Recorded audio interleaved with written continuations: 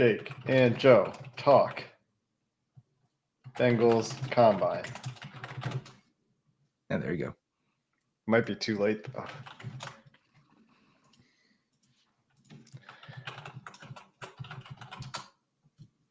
Nope, it's up on Twitch. So It says that on Twitch. Okay. Mhm. Oh, Steve and Sam did their "Fix the Bengals in 5 Minutes" segment, and I haven't watched it yet. That's really? Yeah, I gotta see that then. I love. It's so on brand for them. It's such a. It's like an inside joke for them, but I love how they're always like, "Fix X team in 5 minutes," and then it's like a 20-minute segment. Jake and Joe talk Bengals comment. All right. Steve and Sam did. Too late, Mark Young said. Where's our chat? Chat. Too late for what? Yeah, too late for what? Because we didn't get on right at 3? 3:07.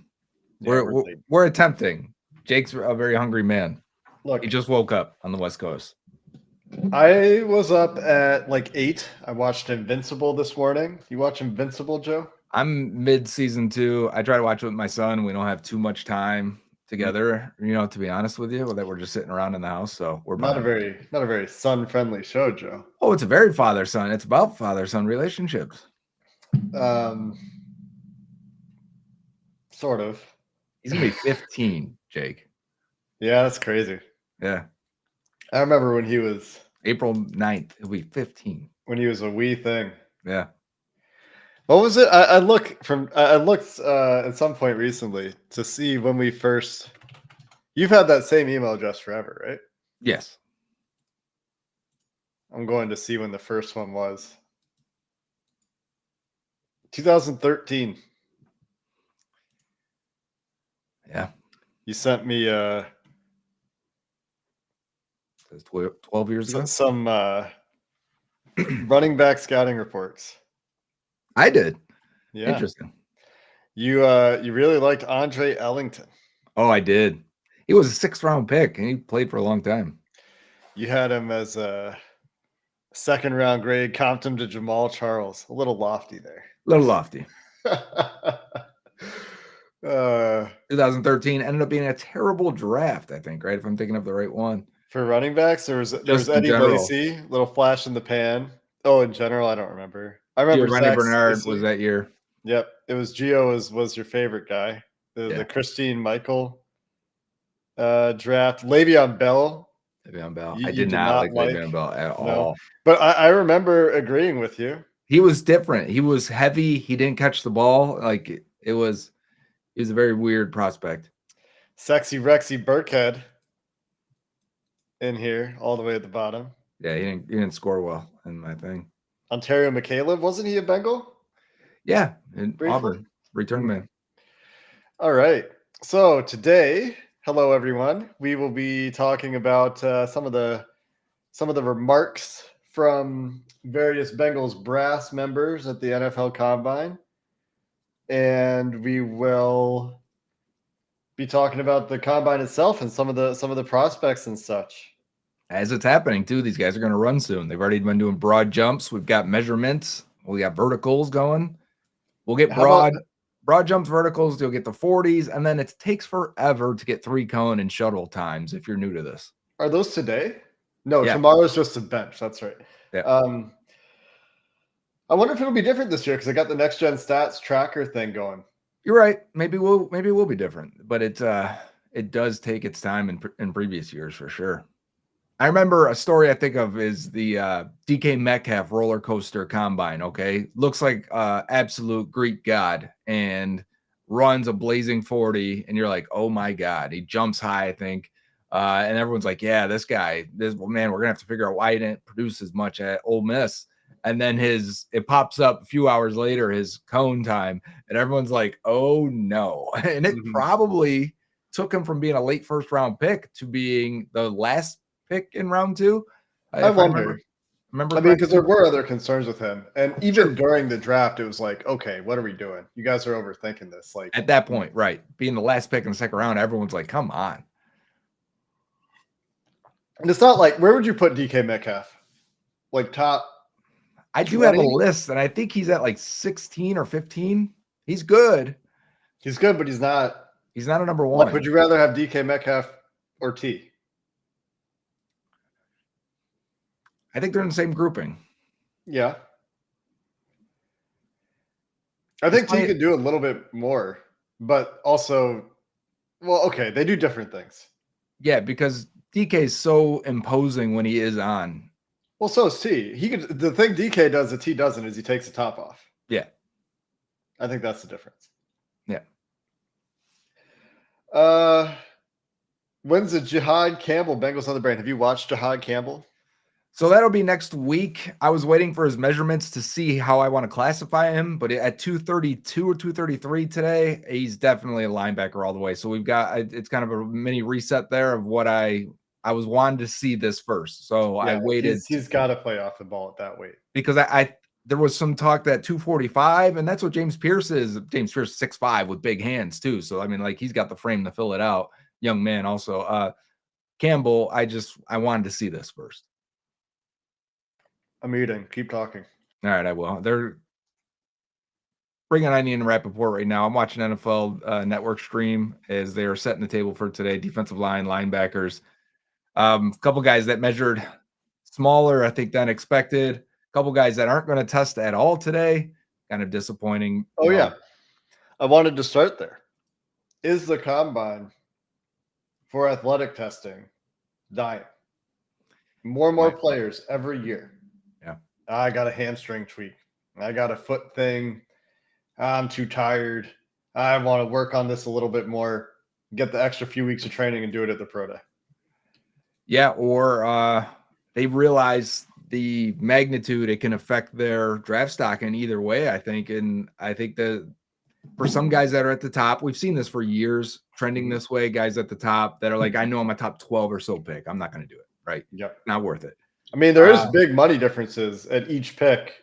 Sure. But between 1 and 12. But, you know, there's only so much you can do there. But if you're a guy like, I just see in the comments right away, like Nick Scorton, like that's a guy, he comes in at 250 something today.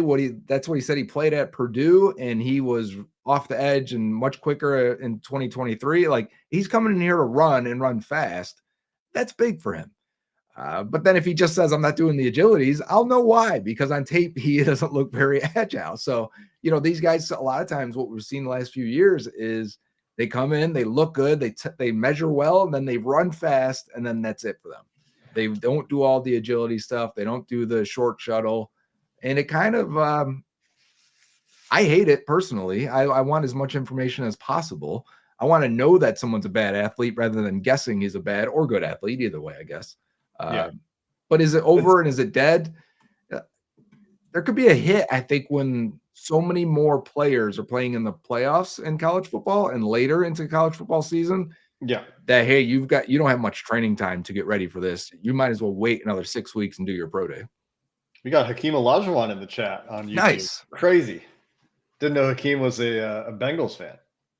I'm getting congrats on the RS7 as I got that in like August, but thank you. I appreciate it. It's supposed to be 58 on Wednesday. I am taking it out of the garage. It takes a little bit of time for news to get to Hakeem the Dream. All right. How about Princely Uman Melon's measurements coming in way smaller than I thought? I think, I mean, I see we've got his weight updated in the sheet. And we can pull up the sheet now. Neil's on that. Give people a little bit of a preview. And yeah, our guy Neil Engelberger is getting those updates in. But this was one where I thought that's your round 2 Bengals target. Can you zoom in a little bit for us? I sure can. Right. And the reason that I thought that for this guy is because like this before today, I think said 260. And I went over and looked on PFF, and PFF had him at 255. Yeah. And now he's weighing in at 244. And again, you know, I'm sure he's going to test great, but at 244, now you've got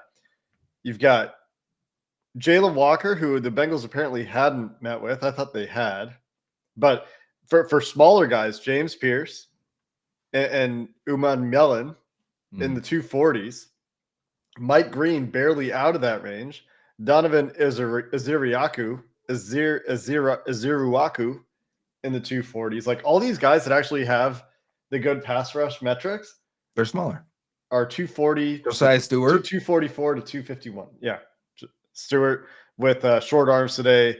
Jack Sawyer, who hit a good weigh-in, but like you see these guys with these tiny little T-Rex Tiny arms. hands and short arms. Sorry, T-Rex arms. There we go. These are concerning measurements. This 31. 264 at the Senior Bowl we got from Matt at the for Princely. He was 264. Right. So look at how much he's dropped. He's dropped if the comment's pounds. correct from Matt. Draft guy Jared, do you know how to pronounce these names? Don't do that to us. We will figure this out. It's the first time I've said these names out loud in my life. I say just call them by their first name until then. Donovan and Princely. I mean, those are unique enough that I know exactly what you're talking about. You can look up what they weighed in at previous All-Star games. On that Go page. to the measurements page. Measurements page. Oh, look at this. Yeah. Look at this work that Neil does with all these formulas. This guy's incredible. This guy's a machine. He doesn't get enough love because people he does it quietly. He does it for the love of the game, but he makes it all work. No doubt. That's crazy though. 20 pounds in like what, 2 weeks? Shamar Stewart from what, 280 to 267? Is that what he's at? I mean, that's which okay, what do you think about that weigh-in for Shamar Stewart? The most worrisome of all of these meetings, according to your grade, although Michael too. I see that. Well, yeah, but Michael, I at least get it with Michael. Because Georgia's had these guys for a long time now. It's a part of an 8-man rotation up front, and they don't, fully. They get 400 snaps. I mean, there's still concerns.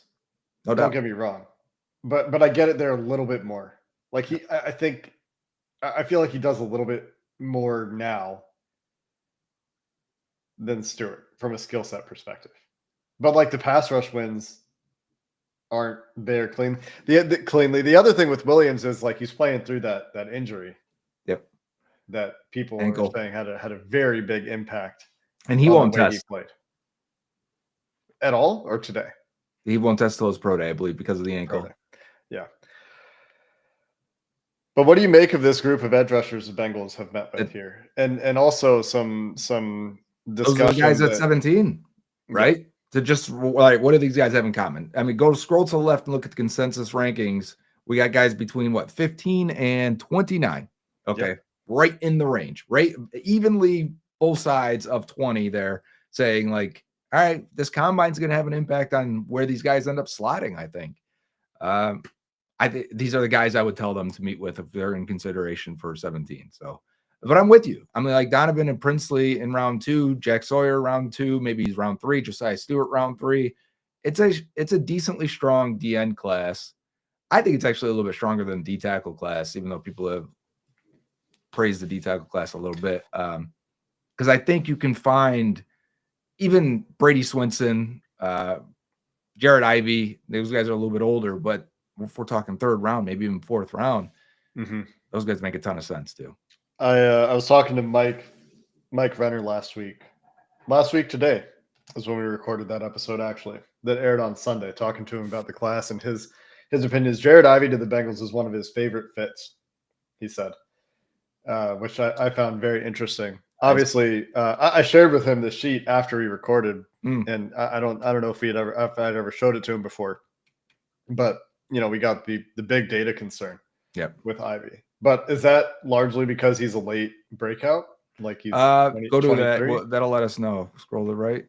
Yes, it has to be 38 on there. Well, the PFF scores. Oh, PFF. I don't know what our PFF formula is anymore, but I mean we can see that the pressure rate not good. Highlighted categories at the top are the ones with the strongest correlation. Yeah, pressure rate, sack and hit rate not good. Overall grade not good. But I wonder, Neil, you're still in here, right? Is this career or is that what we're using for these now? Because we used to have like the year and we have the empty columns, or we used to do the year by year stuff a lot more. We did. This is career. It is career. Yep. So if you look at just his most recent season, he obviously he has a crazy year. Let me just share my entire. That's also why I was going to put in the 2024 stuff to the left here. because I wanted to get an idea of a snapshot. So we've got the first guy running also too, Jake. So while you're going through stuff, I may Tommy King Bisote I was gonna let you go with that. Yeah, great. from Maryland, 6'3" and 3/4, 306. I think he's going to run a 5'10". I know nothing about this person. Ooh, I was too high. Too low. Is that low or too high? Actually, that's a pretty damn good guess. 5'17". Caldwell 40 coming up? Oh, buddy. He was moving. You know we're excited for that one. Anyway, what I wanted to show is that I pulled up his it's a lot of strong games. Ivy's year by year, and you can see the crazy jump. Yeah. In his last season when he's 23 years old. So how do you weigh that? Talk about age being potentially overrated. I've seen a lot of age overrated chatter this year. What are your thoughts there? Age is important, I think, and it's going to remain important. I think the COVID year messed things up. The NIL stuff messed things up. We're going to have older players that come into the NFL and produce. And it's probably because they're going to be guys that could have come out after year 3 and decided not to because they're getting paid. This is an example of a guy who needed probably that 5th year in order to look like a good prospect. And you just I don't know how you value it is going to be different for everyone. Can you still see my screen? I can. Darius Alexander breaking the 5-second mark with the 4.96. That's huge for him. I want to watch him run.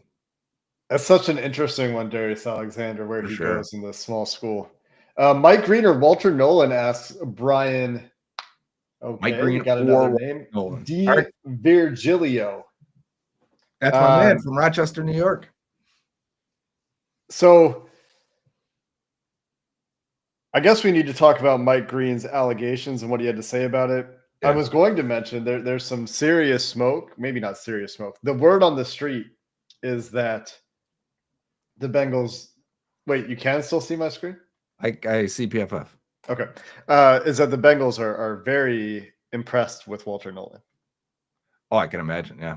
They like him a lot. There's a reason I did my first video of draft season on Walter Nolan. So the reason that I brought this up was to look at his pass rush win rate from this most recent year. And that D-line feasted. Yeah. And we can get D tackles in there too? Yeah, here's Nolan in the mix. But on true pass sets, it gets a lot. 32, huh? For Uman Mielen. Yeah, I'm very interested in this guy. He had a great Senior Bowl too. Yeah, Princely. Shout out Rochester. That's right. But anyway, what Neil? If we looked at a 26% win rate, I'm sure that would be a lot higher for like this defensive grade percentile for his most recent years is much higher. His pass rush win rate percentile would be much higher. Mm. So all of these numbers would be different for Ivy in particular, who had a great final season in college, but his previous years are bringing the score down.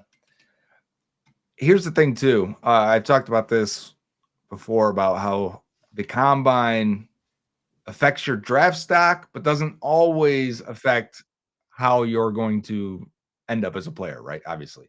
Like a receiver that runs fast, that helps your draft stock. A corner that runs fast, that helps your draft stock. Doesn't really change, doesn't have a strong correlation with your future success in the NFL.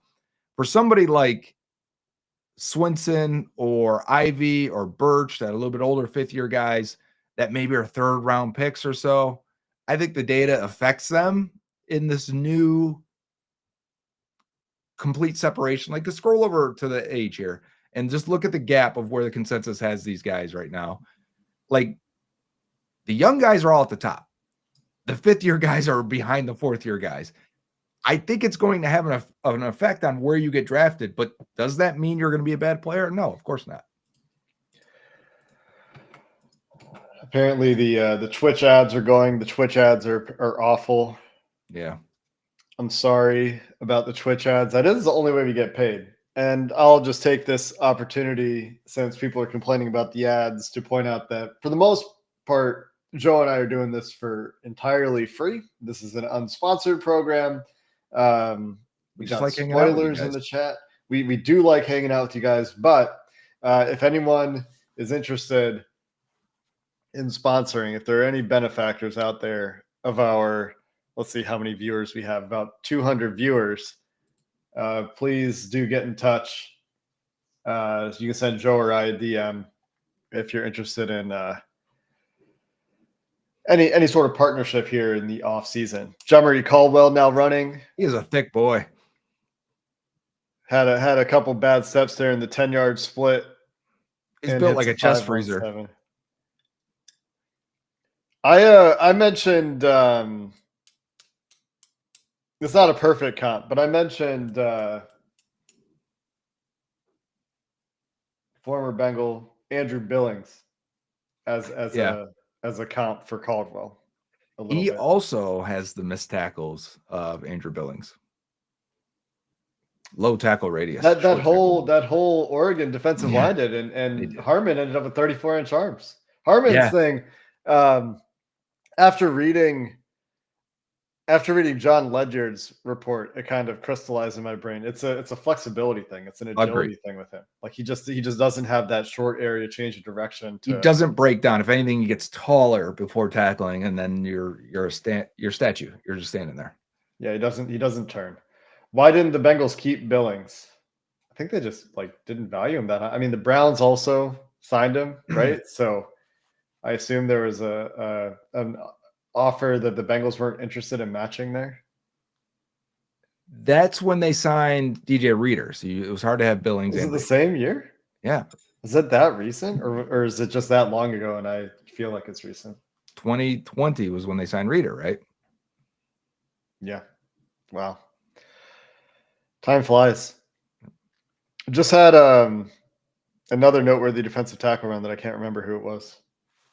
Farmer from Florida State. Farmer, yeah. Harmon's up now. Harmon's up next. I'm glad he's under 6'5", 6'4.5". Yeah. Where did you come down on Harmon? I am highly interested at 17. The amount of disruption is probably the most of any defensive tackle in this class this past year. Who? So are you doing pro comps this year?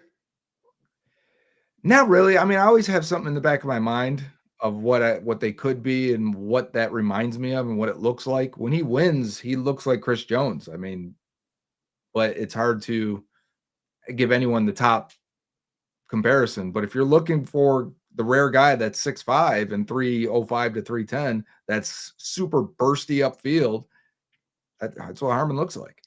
Got a bit of a pear-shaped body.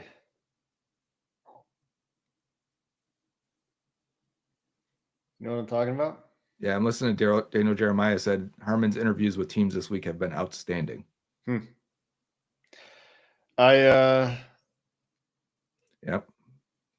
497. Oh, you're ahead of me. Oh, sorry. He was smooth too. Once he gets going. Yeah. Once he gets going, his first 10 wasn't perfect, but once he gets going, he can move. Yeah, he looks like he'd run the length of the field, no problem. There's he almost slipped on that third step. Yeah, the one that went sideways. Yeah. Darius Alexander, the fastest defensive tackle so far. Someone asked, do we know, or we just don't know if Harmon is ever going to finish those plays? I agree. You don't know. That is definitely the biggest knock in his profile, is that he's going to cause a ton of chaos. Do you have the players around him to take advantage of it? How many plays have we seen where a guy looks like he should be stopped in the backfield, and next thing you know, he gains positive yardage because they just, once the chaos breaks loose, this defense has not been good in those situations. Part of that is not just the player himself. Part of it obviously is if you get there and get a hand on a guy and you don't get him down, part of that's on the player, but part of it is everything behind that player. Yeah. And other players on the defensive line where you have one or two defensive linemen at a time that are NFL level defensive linemen on the field, and there's nobody else there to punish the mistake when you do slow that guy down and make him take an extra half second in the backfield. Linebackers getting to the ball. So I think that's part of it too. Um, I find John Ledyard's perspective to be really interesting, actually. I don't know if you've seen any of his stuff this year, I have Joe. not. It's all on his Substack, but Oh, okay. he had Derek Harmon like second, third round range. He had some serious concerns about his ability to finish, his athleticism playing at the NFL level from an agility perspective. Yeah, I can see it. And you really can see it where he gets those wins and he can win with his hands and with upper body power, like using his hands to displace guys, using upper body to like kind of throw guys to the side. Yep. And then he has to like he throws a guy to the side and then he has to get around him in a tight area to get to the quarterback and he just can't. And I went back and I actually watched your for convenience sake because you got multiple games in one video. I just went back and watched your video and was looking at some of the plays where he's getting disruption and You can see it. But yeah, the agility, like it's going to be really interesting to see if he does agility today. I If I agree. were him, I would not. I would just absolutely not touch it. And you can see how high cut he is, even with him running right there. Like his ass is in his lower back. You know what I mean? He's all legs running. Uh-huh. If you're like old school scouting, you know the Moneyball and the scouts are talking about he's ugly and things like this, and these different weird descriptions of players. That would be for Harmon. He is all legs. Yeah. John actually sent his interior defensive lineman tier list out today for guys he's watched so far. Great. We should go to the interior defensive line page while we're here on the spreadsheet. That's a good point. I forgot that I was sharing because it's not showing it for me. Zoom out a little bit on it too. And here we can see that there we go. That Walter Nolan and Deion Walker, the two meetings that we know about so far. Makes sense. The one thing I want to talk about with meetings real quick and the way we're tracking them this year. Are they all juniors so far? The Deions also? With? Yes. Okay. So they might have complete profiles on these guys. Okay, there's an informal though. Yeah. Which we're gonna do a different color for. What I wanted to mention with the tracking is every single player that gets asked, like, have you met with X? Like, these guys talk to everybody. The Bengals will talk to 80% of draft prospects. 80% of draftable players, I would assume the Bengals will have some contact with. At some point. And so philosophically for me, what I would like to do is track the top 30s and the 45 official closely. Try to get as much of that information as we can. Yeah. And I've talked to you and Neil about this. And then for the rest of it, it's kind of like informational. Like we'll probably find out after the draft when they draft somebody that we didn't have. DJ Turner was one. Oh yeah, we had like 6. Mark Duffner sat here and had 7 different virtual meetings with him. I wonder who's running those virtual meetings now that Duff isn't with the Bengals anymore. That's right. But, anyway, that's a tangent a little bit. Aeneas Peebles is running right now as well. Okay. Watching? I want to see that, yeah. I'm on Pigs. Pigwis. JJ Pigwis. I must have missed Peebles. 4.95 for Peebles. That's good. This dude is super quick off the snap, too. Insanely quick. 4.95, you said? Yep. How did I miss Peebles? He's not on this list for me. Interesting. Who's running for you now? Pegs. Okay. So somehow now ahead of you, even though I was behind you before. Cool. Peebles is somebody we will certainly be talking about. What I was going to mention was just the tier list here from John. He said that he has not watched enough of Peebles, CJ West, Pigwes or Pigs. I'm not sure how that name is pronounced. Cam Jackson, Junior Tafana, or Ty Robinson yet. Pegasus? Is that what you said? No, that's not. And he really likes what he's seen from Peebles so far, but he has it in 2 categories. He has it in the 3-tech or sub rusher, BC gap defenders, and he has the 1-tech A gap defenders, run stoppers in 2 different buckets. Yeah. And for tier 1 for 3-techs, he has no players. Not even Mason Graham. No. In tier 2 for 3-techs, he has 1 player. That is Walter Nolan. Very good starters, 3-down impact, interior defensive line. Walter Nolan. I Tier like Walter 3, Nolan. solid starters, quality rotational defenders. Mason Graham.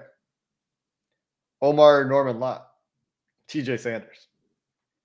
Tier 4, solid rotational backups, Derek Harmon. Tier 5, day 3 flyers, Darius Alexander, Shamar Turner. He's only watched those guys so far. Go ahead. Scroll to the right a little bit so Jared's grades can be shown on here to the people, just. Let's do this. And this. We don't need that. That's just the consensus. This column is too big. I don't know how to make it smaller. What did you just do? There you go. What did I do? It looked like I might have missed a frame. Oh, okay. I'm just resizing things. Yeah. We got stuff that's a little bit too big here. We want the score big, but yes. We can do a bigger font size for this column. You're gonna fuck it all up. Boom. Oh, that's great.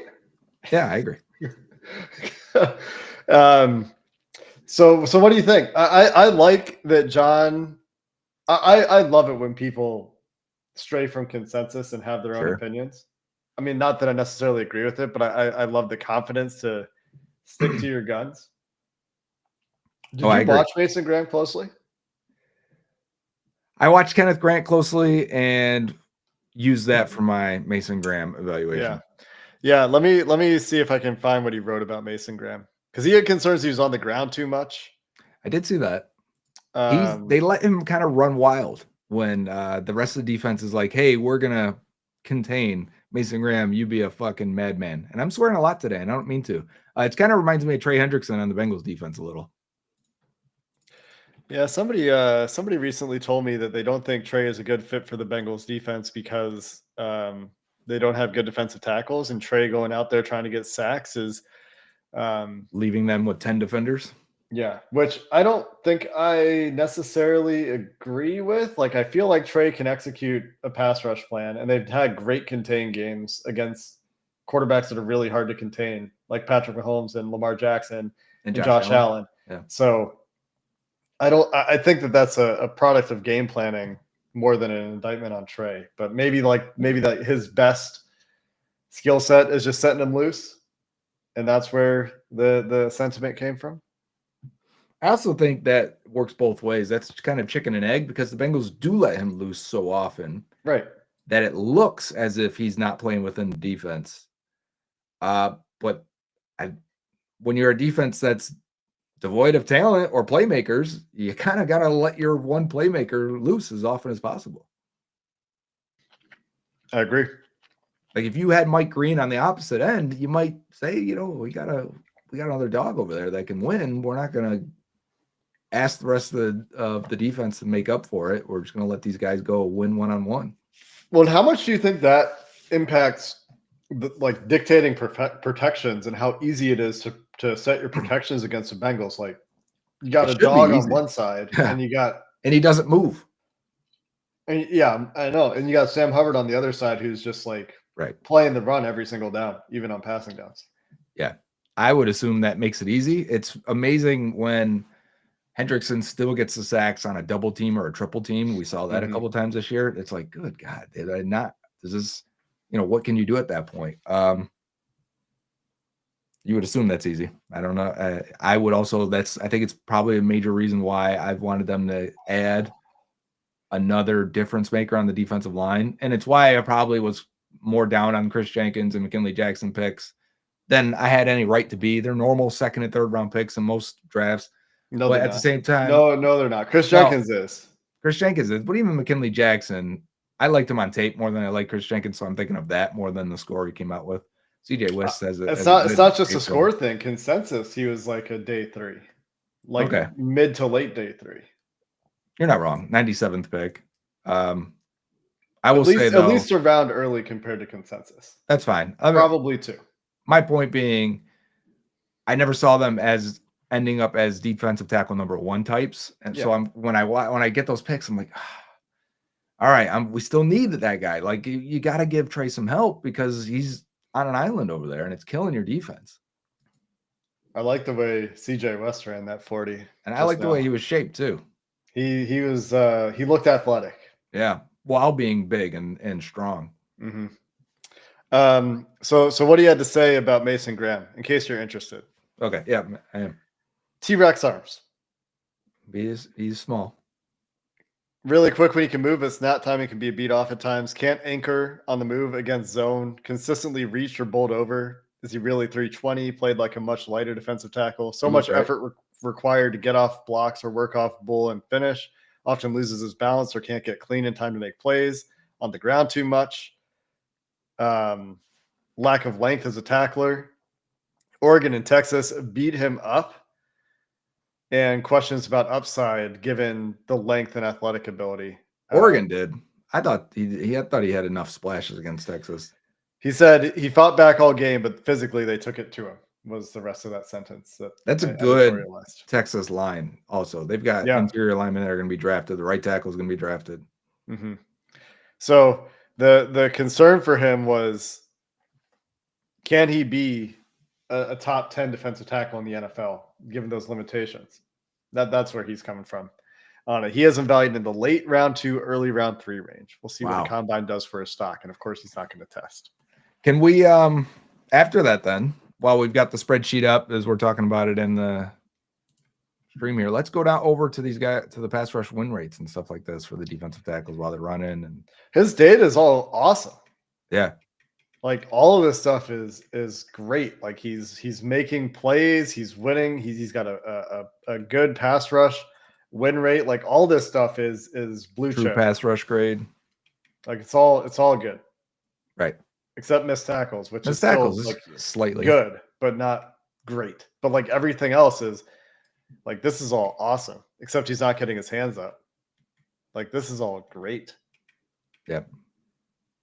So it's very interesting to me when people come out with contrary opinions on guys that are for everyone else really, really high. I like TJ Sanders also. I think he's 7th on that on the 7th row. Someone just asked about him. Haven't seen him mocked round 1, but seems like he'd be a steal in round 2. He's got a lot of blue. TJ Sanders there. He's smaller is the thing with Sanders. Sub 300. He's a pass rusher. And there's some guys like that in this draft where they're crazy productive, but sub 300. Omar Norman Lott, same way, can't get on the field. Mike hated his. I remember he just not hated, but you know. He gave him like a 4th round grade with that 73. Peebles, also very light, but as a guy a lot of people like as a pass rusher, and you can see it in your grades here. So yeah, his lateral agility and burst for Peebles is crazy. Like he beats guys off the snap. I gotta watch Norman Lott though. I saw a lot watching him, no pun intended, watching James Pierce, and I kept going, who's that D tackle? Because he just doesn't play much. Ton. Yeah. And if you're like 5th year guy, undersized, and you can't get on the field as a 5th year guy. Darius Alexander, 6th year guy. Yes, and at Toledo, 25 years old at Toledo. Makes his where do you draft him conversation very interesting, because at some point, like I know that people are talking about age being overrated as a discreditor or something to say guys shouldn't be picked as highly, as opposed to like if you're productive young, that means you're really good. Yeah. Usually. It still comes down to young production, which is why the market share adjusted number is still interesting to me, because that values the guys that produce at 18, 19, 20. Yeah. It's just there's some, I mean, every year we probably say this, but the COVID years make it especially interesting because you got the age stuff, and then with that you have guys like Alfred Collins. Like this is a great group right here. These 3 guys are going to have a lot of fans. And they're all older. And if one of them ends up being good, which is a fair chance, there, 33% chance that one's good, that's going to be held up as, look, we look too much at age. Yeah, we often get exceptions proving the rule.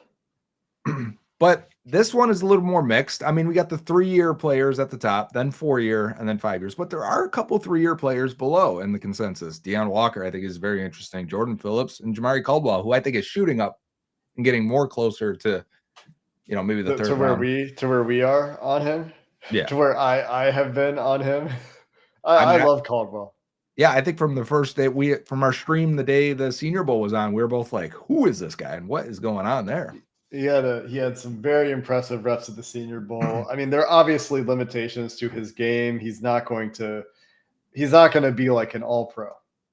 Right. But he's going to be you know what? I've said this. I also felt this way about Tommy Togiai. I remember watching him at Ohio State, and they're different kinds of players. But I remember thinking, watching Tommy Togiai, like, that guy's just going to be a solid pro. He does everything like well enough that he should just be a solid pro, and he's finally getting there. Like one of those never wrong, just early kind of things. Like he on his second team is starting to show some signs of solid pro, but yeah, took some time for him. Sanders is bigger than Nolan in the combine measurements. Nolan 296, Sanders 297. You are correct. similar height. Sanders longer than Nolan as well. Wingspan.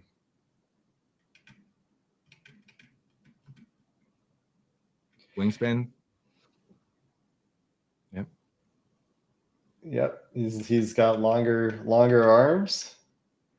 Where are the big differences in their data profile here? You got better numbers for the most part outside of run defense.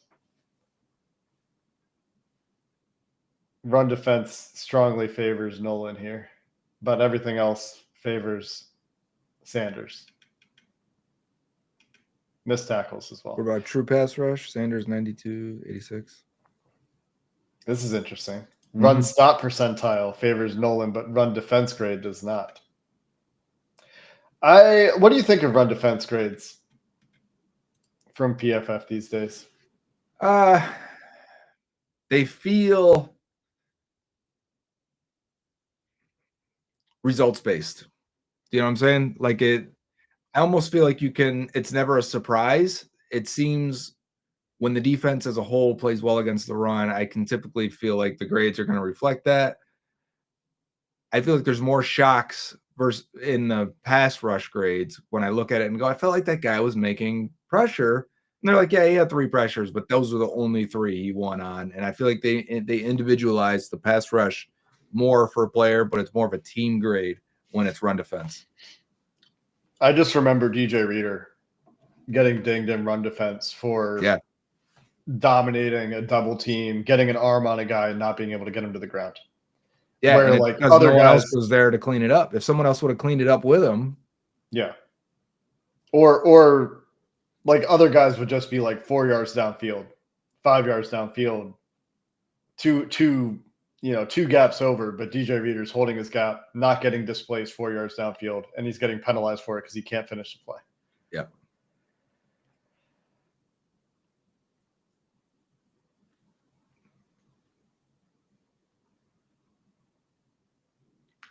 TCA is upset that we did a surprise stream.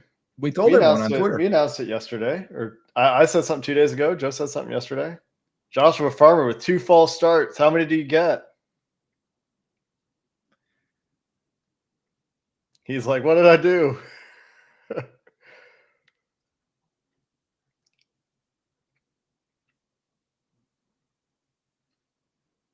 They're throwing a lot of praise on Walter Nolan.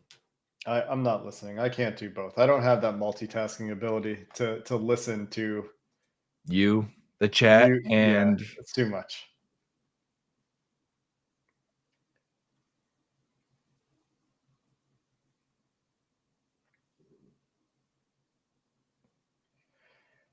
You just listening? I am just listening because can you just repeat word for word what they're saying?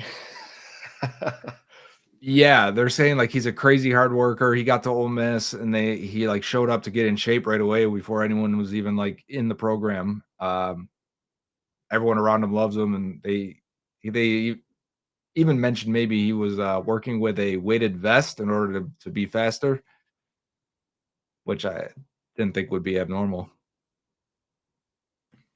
I'm sure that's relatively normal. I think sometimes these guys at the combine Daniel forget that Jeremiah these are says needs to locate the ball better. yeah, sure. That I feel is like something that you typically get better at. He's not testing and running at the combine from the comments. And he looks like he's 15. Yes, he does look like he's 15. Does he? He looks very young. I don't know any 15-year-olds that look like that, man. You're not hanging around the football fields too often in schools. There's some freaks out there. You tell me there's 15-year-olds that look like that? Not completely, but close. I mean, there is. We had a kid on my son's team when he was 12. And the kid was 14. And he was 6'2", 225, and ran probably a 4.5. And I I'm guess like, he does. this He guy's does have a great. baby face for sure. The He does have a goatee baby he face. had at the combine helped though. Yeah, for sure. That's off though. Where is All right, this? Derek Harmon's running again. If you're interested, Jake, unless you're ahead of me. I saw him false start just now. Yep, I just said that too. Trey Smith getting the tag. Yeah, I don't think that he was a fit for the Bengals anyway. I don't think it's surprising either. And somebody also mentioned earlier that Osa Odigizua is likely returning to Dallas, or they were close on a deal or whatever. I think we should expect to see that for a lot of these players that are good. Yeah. That Teams are have money, agency. number one, and the top players in free agency shouldn't go anywhere. And it's a bad year to let guys you know are good go and try to replace them. In free agency anyway. Yeah. That was a worse 10-yard split. Yeah. I thought 4.95 still gets up to speed pretty quickly. 10-yard split 177.4. That's actually better. It doesn't look good.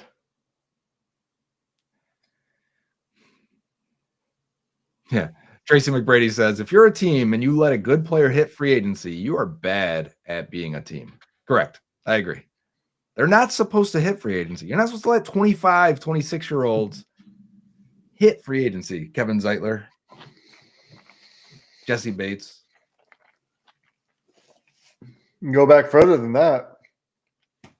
Yeah, of course. Jonathan Joseph, Justin Smith, Takeo Spikes, Eric Steinbach. The guys you draft. Wow. Yeah, how about that? Harrison Hunt. Do we have him on there? Where are we at? Hello. SMU Harrison Hunt. There's SMU, not the right SMU. No, that's Elijah Robert too. There he is. Harrison Hunt. So he's a late ed for us. Jared's watched him though.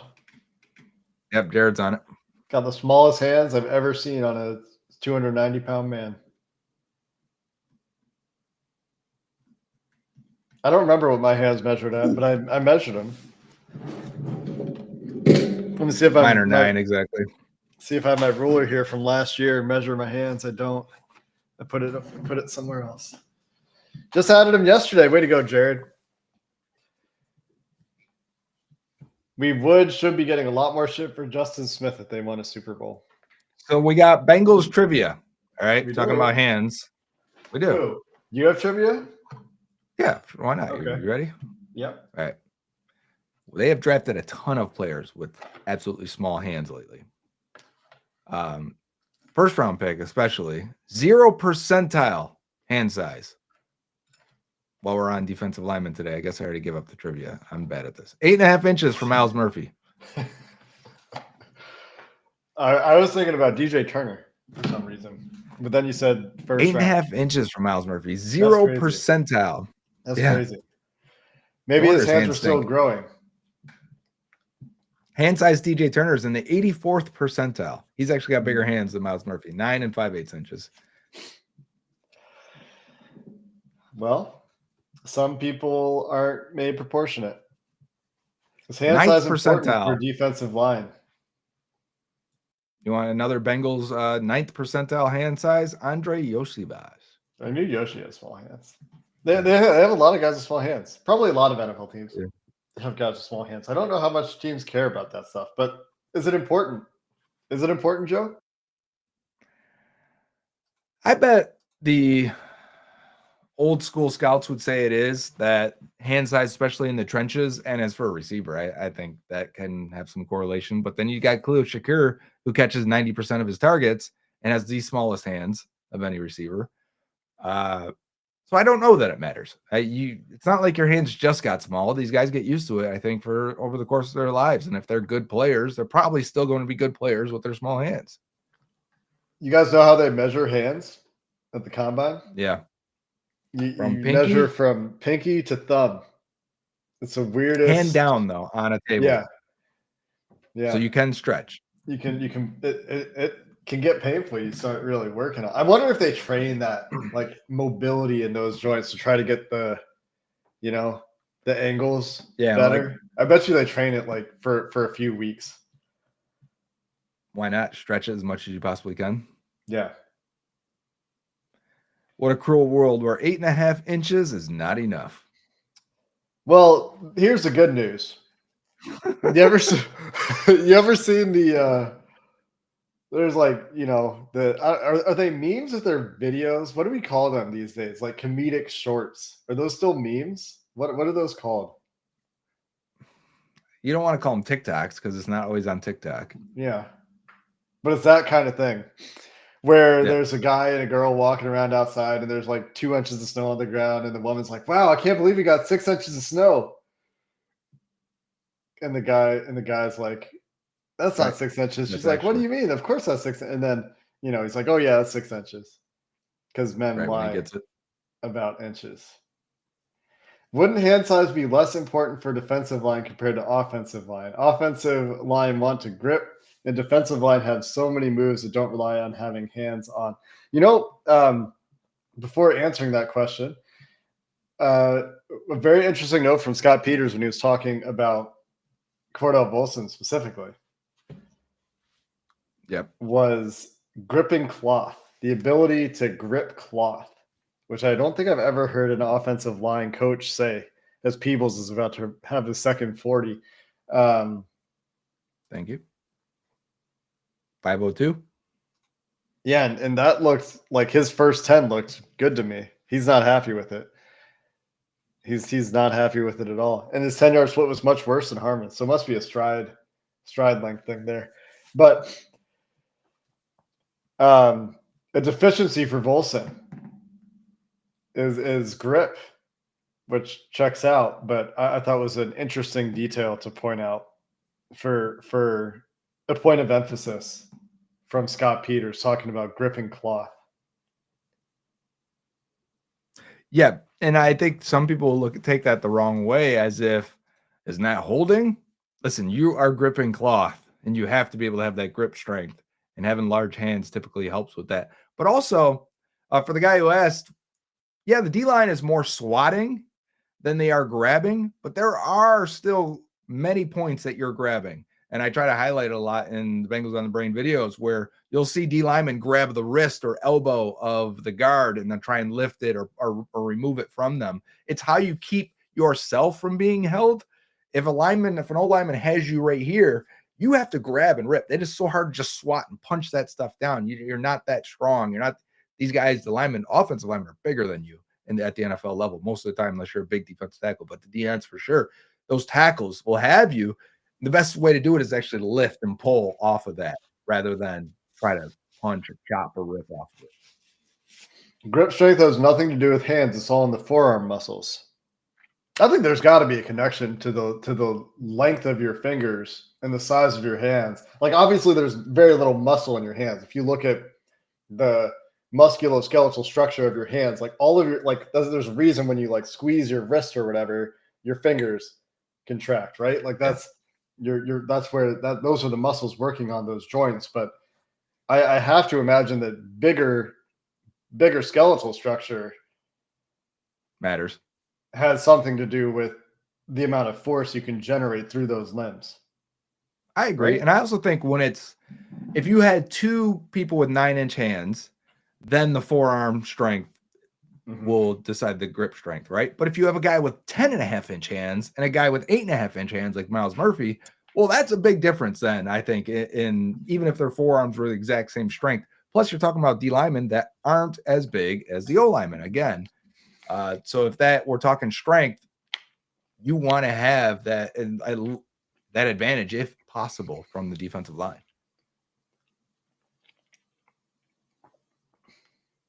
Who was the offensive lineman last year that had tiny hands? Does anyone remember who it was? I could probably look it up on Mock Draftable. We could probably find it in our handy dandy 2024 draft sheet. You're right. Offensive, do you think tackle or guard or what? Olu Fashanu, 8.5. That was it, yes.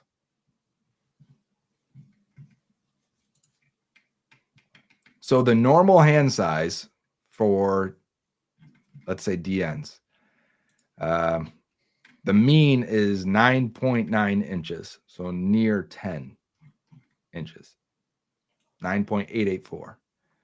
For interior defensive linemen, it is 9.939. So 8.5 is small. That is small. I think hand size definitely matters for grip strength. The more I think about it, like you just have more leverage. I don't know. From Mark Young, and I remember my D-line coach in high school telling me not to let the O-line hold me. I love that because I say this all the time when fans, we tend to complain about calls as a group because, you know, the plays happen, the 3 plays can decide a game, and we get frustrated with the poor officiating. But the defensive linemen and receivers, their job is to not get held. They're trying to hold you. That is blocking. They're trying to keep you from going where you want to go, and they'll do any means necessary within the rule book and even outside the rule book. But your job is to not get held. That's why their arms are flailing around. That's why they're trying to break off, even running routes. That's why they're constantly moving their arms and trying to swat hands as they're running routes, because the defender's trying to hold you and slow you down. Don't get held. If you're held, that's a bad rep by you. It means you missed. Anytime I go in slow motion those plays and a guy's being held, it's because he tried to move and he missed. So now he's in a position that he's getting choke slammed. It's why whenever there's a close call, it can be frustrating because sometimes they'll call the close calls and it's like, come on. Yeah. Just don't reward. Like, it's like rewarding a quarterback for an underthrow with the DPI. It's kind of like that. Like, that guy was in a terrible position and he got dominated on this rep, and you're bailing him out because there was something that you saw that looked like it violated a rule. Where other times, that's why they don't call the rip move an automatic hold all the time. You know. Well, that's because there's a carve out in the rule book for that one. But agreed. But I think that's why they carved it out. Sure, but the Eric Edholm has the Bengals picking Iziriaku in the first round. How about that? I'm just seeing the mock draft scrolling on the bottom.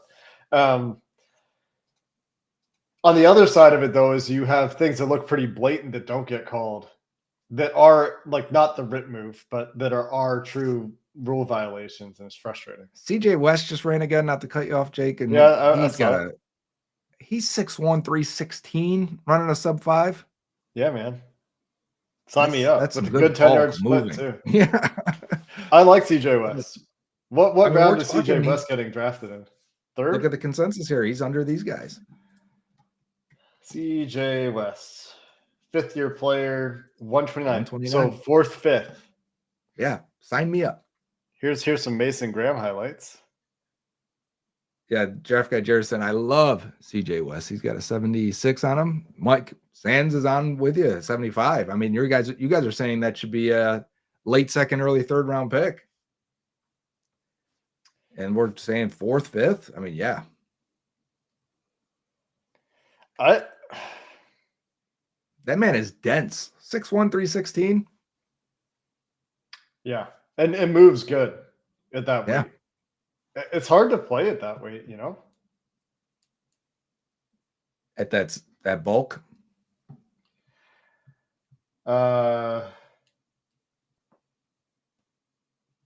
Yeah, that to be that dense and to look like you can move like that. Do Tracy you see McGrady, need Mason more Graham on the picks. TV right now Yeah, I just watched it. next to Stacey Dales? Oh, wow. How tall is he? Look at the other D lineman behind him. Like he looks smaller than all of them. 6'3", 296. He looks so much smaller than that right there. Stacey Dales, she played How basketball tall or is volleyball. Stacey Dales? She's 6'2"? She must be No. 6 foot. 5'10". 5'10"? What do we got? I have it in meters. Perfect, because you're in Canada. 6 foot. Just over 6, about 6. Stacey Dales.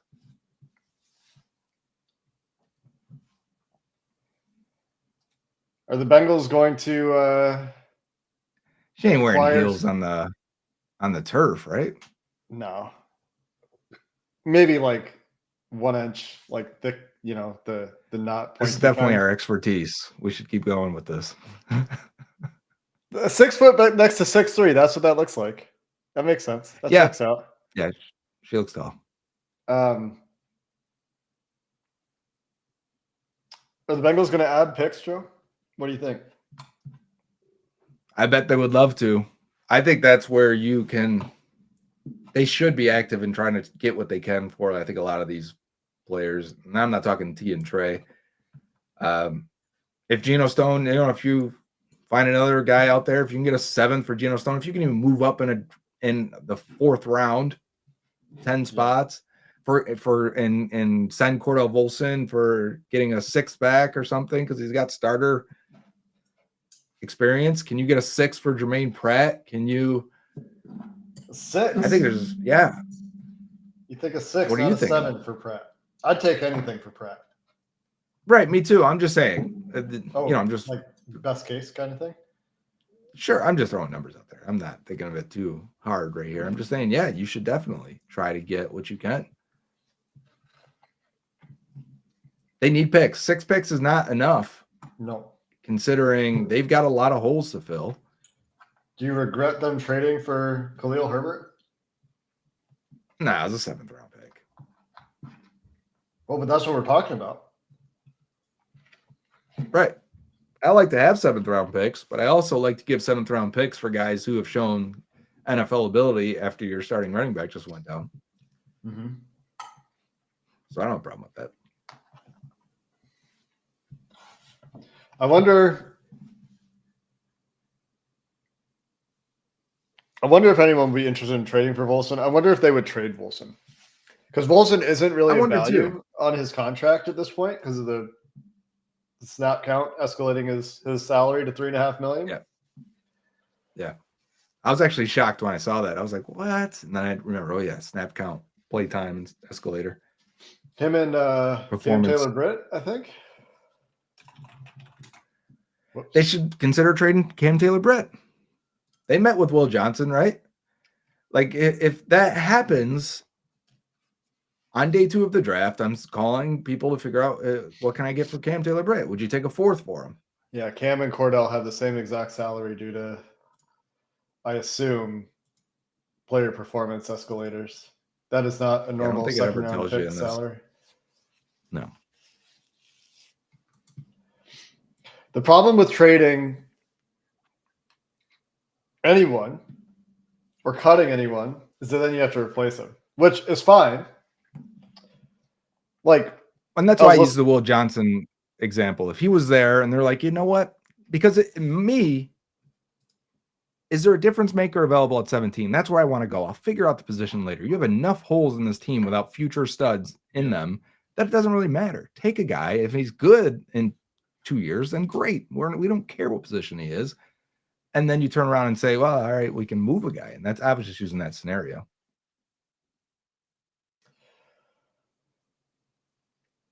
It's hard. It's not a good year to try to fill your team's holes in free agency.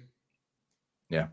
And they have a lot of holes. So you got to pick where your holes are going to be, I guess, in the end. Yeah.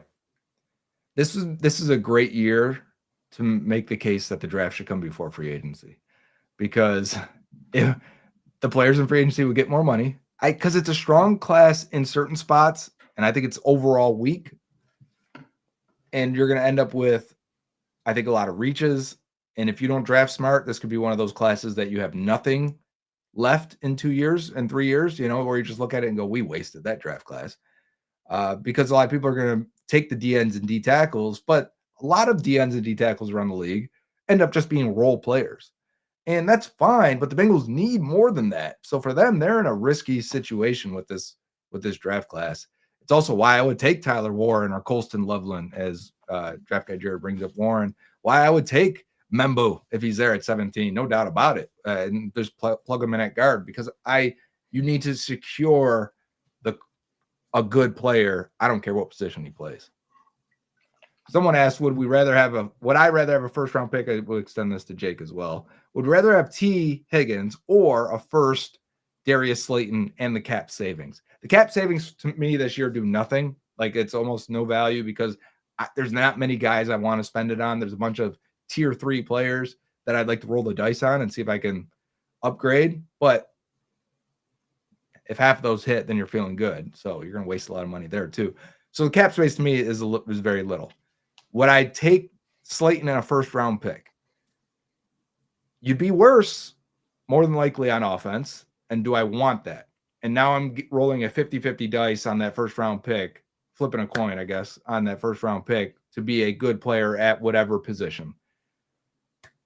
I don't know. I would have to be sitting there and saying at 24, and someone's willing to give up that for T. And all right, who's left? Oh, Walter Nolan's still there, and we took Mike Green, then I might consider it. But if it's someone I don't like, if it's a prospect I don't feel strong about, then God, no, I don't want that. It's like Shamar Stewart. Like, that's the other side of it, right? Like, you can always think of the upside of walking away from the first round with Mike Green and Walter Nolan and thinking, okay, there's our core to be the Phillies defensive line in the future. But there's also a world where they instead pick Shamar Stewart and Nick. What's the other A&M interior defensive lineman? No, Shamar Turner. Like, and they'd go with 2 Shamars, and it's just like shocking picks. I mean, Turner would be a big shock. Maybe that's a bit much. Deion Walker would be, yeah. So the other thing I would say is it's not about the cap savings. You would argue the argument should be, would you rather have first round pick Darius Slayton and $20 more million of cash to spend this year? Because the cap savings don't matter until next year. And even then, I don't think it matters at all, because you're going to have a $305 million cap next year. The fallacy with this question that I think happens too often is we propose this. It's not so much the upside of the first round picks. It's also, oh man, wouldn't you love to go spend 25 more million on Milton Williams? And I'm like, the Bengals will never get Milton Williams. They'll never get Trey Smith because they won't give that type of contract that those guys are going to get. So would you rather have T. Higgins or Mike Hilton, Chidobe Awuzie, and Von Bell? And I think it's quite, like, I don't know the answer to that. Or that is more comparable. Or you could say, would you rather have T or, Geno Stone and Sheldon Rankins? And because they don't always get it right? Yeah. So let's say it's Geno Stone, Mike Hilton, Chidobe Awuzie, or T. Higgins. So Hilton, Awuzie, Geno Stone, or T. Higgins for the next 3 years. What would you rather have? But like what they got from those guys the first time around. Yeah, what they got from them. Right, not now. Prime Cheeto. Like, this when you signed them. Yeah. And you only got Cheeto for 1 year, really, because he had an injury in year 2 at week 6, and then year 3 was recovering from it. Hilton was good, but he's a solid role player. Yeah, he was still solid, but he wasn't what he was in 2021. He was great. Yeah. Spin the wheel, right? The free agency wheel. Spin the free agency wheel, and that's how you know. That's the thing with it every time, and that's why I think the default answer should be: when you got guys that are good, just keep them. You know they're good. Just keep them.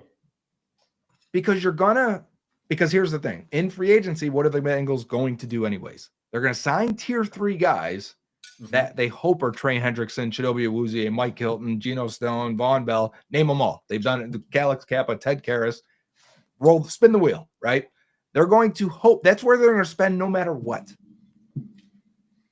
Whether they keep T or take that money, it just means you'll get 3 more of those tier 3 guys or not. So I'd rather keep T and spin that tier 3 wheel 3 times and hope you land on another Trey Hendrickson or Ted Karras and Mike Hilton. And why not tier 2 guys? There's not a lot of tier 2 guys. It's an interesting thing. Like, we could probably pull up the free agency sheet. It's like you've got the chunk at top. The tier 1 guys typically get re-signed or tagged. The tier 2 guys then get paid like crazy. And then the tier 3 guys are what you're left with. And they I don't see how they could possibly spend all of their cap and cash this year if they're not paying T and actually get like impact difference making players. Like, they're gonna spend probably overpay. That's how they get Trey Waynes, right? They would probably go and say, all right, we like this guy and overpay for somebody. And if that's paying like $10 million a year for Azeez Ojulari, not Azeez Ojulari. Yes, Azeez Ojulari, the Giant. Is that the right last this name? time? Yep. Yeah. Like, no thanks, Exactly. man. I don't want that. Great example. Or Sheldon Rankins, even, like these guys that kicked your ass and suddenly you want to go pay them to play, Deion Walker. Ojulari did that. He had that big game, right? He had a decent game against the Bengals when they played him on that prime time. Yeah, that's a good example. Like, they would probably end up overpaying and saying, oh, yeah, this guy will be this, and he has never been that. And like, at that point, just keep T. It keeps Joe happy. It keeps Jamar happy. It makes their jobs easier. It makes it easier for Zach Taylor, who you're already tied with. Oh, I love the way Tyreek Williams moves. At 330 now, 333. He didn't run, but that's our first look at him doing the position drills. I love the way he moves. I want him to be there in the third so bad so that like I can feel completely feel totally comfortable with him in the second round. I know, but you just took that with Chris Jenkins, even though he's much bigger. Like, that's no, you I know. I'm about to correct myself. I wish I did. I wish Chris Jenkins was 330. He's not. You know what I mean? That's what I thought I was drafting. Well, I never thought so, but I think that's what they thought they were getting. I wonder if we see him come back at with like 10, 15 more pounds on him. I would not be shocked at all if they said, hey, I came back year 2, I'm 310 now. Yeah, okay. I mean, what does Dad play at? His dad was taller too, though. Yeah, his dad was a freak, but yeah. Jenkins will make splash plays this year. He made some splashes last year. He just was. Can't take on a double team for his life. Yeah, got roasted plenty of times. The problem is he didn't have anything to hang his hat on, right? He wasn't really bursty upfield and wasn't really agile. Didn't look super strong. His moves weren't great. Like, he did not have one trait where you're like, yeah, that'll continue to win. This gets me every time I see it. What's that? The 8th year Tyler Batty. 8th year BYU. And still only 25. Somebody just asked, how does that make sense? He was BYU, so okay. Yeah. I guess he was 17. Somebody asked, where is it? Warren Brinson. We don't have him in the sheet. We're missing somebody that's at the combine in our sheet right now. We usually have all the combine guys, don't we? Yeah. Well, I'm sure he'll get added then. Warren Brinson. I love Matt's point here. Signing T also shows young players that if you do the right things, if you do the things the right way, they'll be rewarded. And I think there is that sentiment missing in Cincinnati when you don't see these guys getting taken care of. Think of your job. Put yourself in your shoes at your job. And when the company is not doing the things that they should do to take care of the employees, the morale absolutely tanks. And I don't know if that's just my job, but I've worked at a couple of places now for a long period of time. And it happens every time. and you have to take care of the guys. You got to believe that there's upward promotions or raises or bonuses or something to strive for together. And if there isn't, that's it, guys. It's hard to see that happened in my former place when we played, and everyone just left. Yeah. Bad working conditions. Nobody's getting paid enough to make it worth their hassle, and everyone just left. Yep.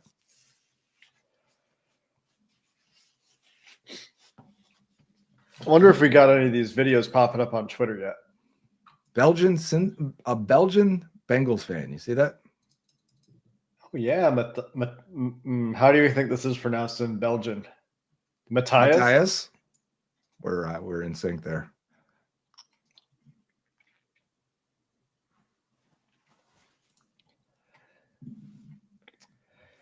DJ, I'm happy you bring it up because I even struggle with it now. There is a conversation to be had about T and should they even do it? Should they even sign him? And I saw the headline today from a Patriots writer. It said, don't expect them to go after him. They're not going after T. And then one of the quotes was, insiders around the league don't believe T will be worth what he's going to get paid. And I agree. Like, T's been good, and he had his best year last year, but he always misses time. And he's not a number one, and you're going to pay him like the best number two in the league is a lot of money for him. Now, I want him, and I want the Bengals to sign him because of what it represents and means, and for all the reasons we gave already. But there is a conversation there of, is it actually going to be worth it? I think we'll probably pick that up in 3 years and decide then. Trey Smith did not get franchise tagged yet, right? We're assuming that he will when we do this. Big media today said likely. Reported. Yeah. I am not convinced they're filing the paperwork, they said. So. I'm not convinced this isn't a tag and trade situation with the Chiefs yet. Really? I'm not saying I think it's likely, but they have experience with it recently. Yeah. Jerry Sneed. Mm-hmm. Now, that was always the intention with Sneed, and that is not the stated intention with Trey Smith. And, True. Given what we're about to talk about here with the lack of tier 2 guys and Javon Holland being a Mulligetta guy, it makes sense that they would franchise him. And we're expecting Odigizua to be back with Dallas. Yeah, they're thinking 21 million was the report. So, which is pretty in line with the expectation. Yeah. That's pretty dang good. It's going to take away a bunch of the top 6 or so, counting T or not. So anyway, the reason I came over here was, all right, you don't pay T. Mm-hmm. Who are you paying? You're bringing back BJ Hill, right? You're paying like, I don't even know. Like, let's do a little age filter here. Nick Bolton, that's the one where they overpay.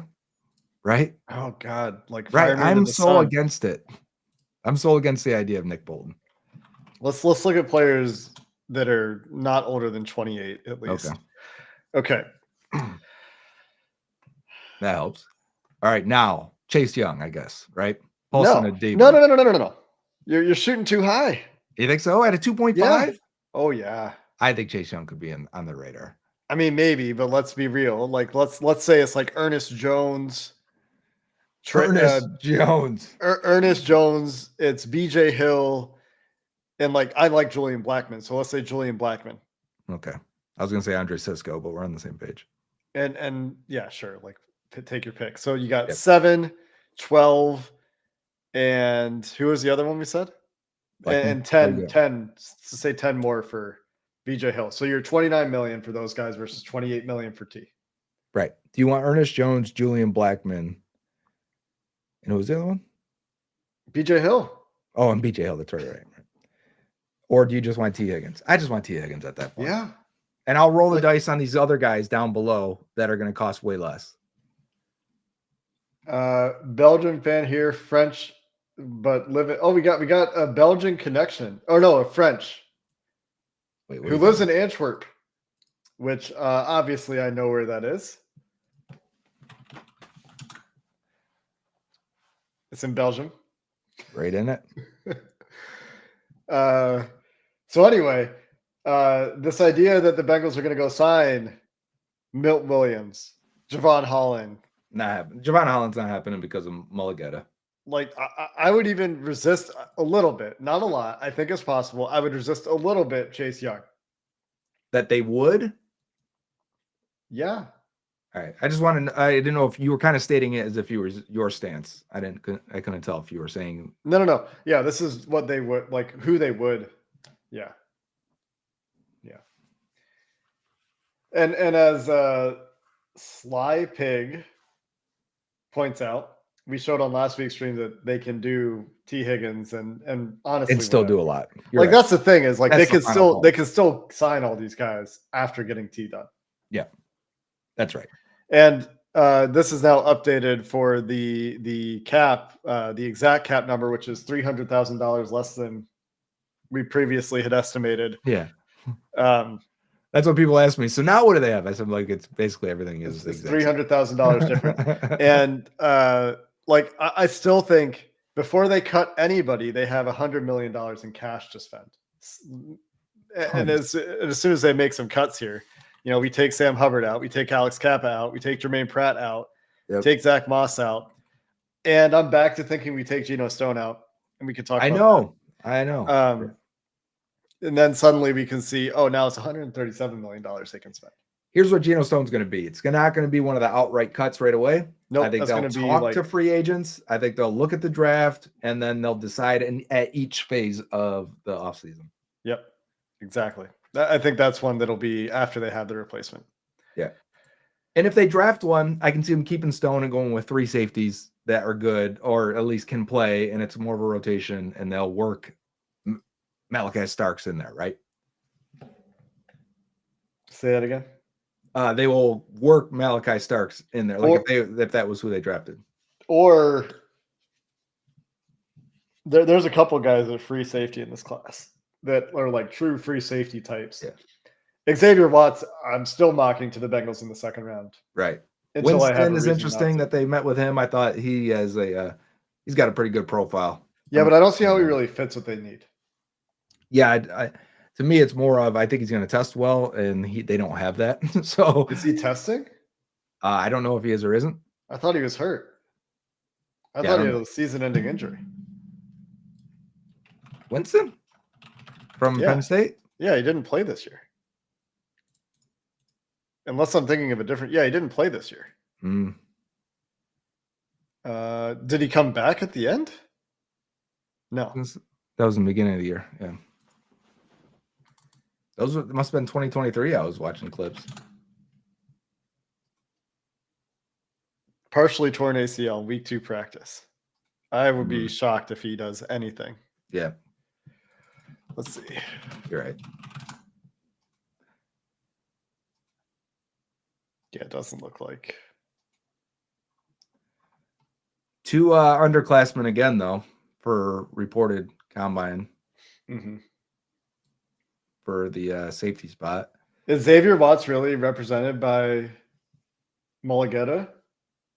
Is he an athlete's first guy? Oh, I didn't see who this class has yet. I don't think we know all of them yet, but DJ's comp of Derek Harmon is Chris Jones. Oh, okay. Well. It took Chris Jones a little bit of time to beat Chris Jones. For sure. And he is high cut as well. And I don't know if he misses tackles. I've never actually looked at his profile. He missed Joe Burrow critically. That's true. More than once, right? Yes. Flam Cheesy says, did you catch the Al Golden interview with Dave Lapham? Golden talked about using recall to simplify the defense. And I did have thoughts on this. I think, Flam, you might have sent this to me on Twitter as well. It's something that I think was big in moving on from Lou Anarumo was the player communication, their inability to have answers and continuously build their defense throughout the season. Even looking at the Chiefs do this. A lot of the good defenses do. They get better throughout the year. You add things, you can add answers every single week, and recall is part of that. Recall is, hey, remember in week 2 they went to this and we did this. If those answers aren't clearly defined, you're going to struggle with recall because they didn't make sense then when you put them in. They're not going to always make sense in the future when you put them in or when you need to recall them and use them. So I think a big thing that Al Golden is trying to bring is communication without saying it, because that was the theme of last year, right? This time it's recall and it's fluidity and making sure everyone's on the same page and making sure it's simplified for them. So yeah, that goes along with everything I've heard and what makes sense. So Xavier Watts is with athletes first. I don't know if he's specifically with Mulligetta, but the Bengals have never gotten a deal done with athletes first either way. Yeah. Yeah, I still think Lou Anarumo is a good defensive coordinator. He's just a certain type of good defensive coordinator. He is a good game planning defensive coordinator when he has guys that understand what's going on. I don't think he's a good developer of talent. I think when the Bengals had some guys develop, it's kind of hard to attribute any of that to Lou, given the coaches that have arrived and that have been there and that have not been there when they've had the development happen. Shouldn't care who a rookie has as an agent. Give me 4 years. Boy, we will care in those 4 years, though. Yeah, I mean, I sort of agree with that, but man, will we agree with that in 4 years. Or in 3. Yeah. If he's good, in 3 years, we'll be talking about extending him. Yeah. And look, this is a Bengals problem. This is something they need to fix. Peebles is doing his bag drill right now. I just saw his it. quickness. Oh, yeah. I watched. I didn't see Harmon's. I was looking away. Peagy's has fallen a couple times. Yeah. And I watched. What's his name too? I will end up watching these again. Phillips was one of the underclassmen that were ranked for, day 3 range. Did you watch? Did you watch Derek Harmon back here, or not Derek Harmon? John Marie Caldwell's wave drill. I did not. I was looking around at different things. Got it on the screen here. Oh, you do? Yeah, there we go. Oh, yeah. Sink those hips. He's on his toes, too. This guy can move. He moves, no doubt. CJ West coming up. We just got a tip from the chat. I'll take a look here. Are you guys watching as well? I assume you're watching us and watching this, right? And watching the combine coverage. Got some preliminary RAS cards coming in here. Derek Harmon, good start. Yeah, because he's huge. That helps. 313 and running sub 4.5 is pretty good. And 6'4.5". I mean, that's good height as well. 88th percentile, 90th percentile. It's got to be in that range. And CJ West is going to be right there too. Man, Deion Walker just plays high, even in this drill. He is super high.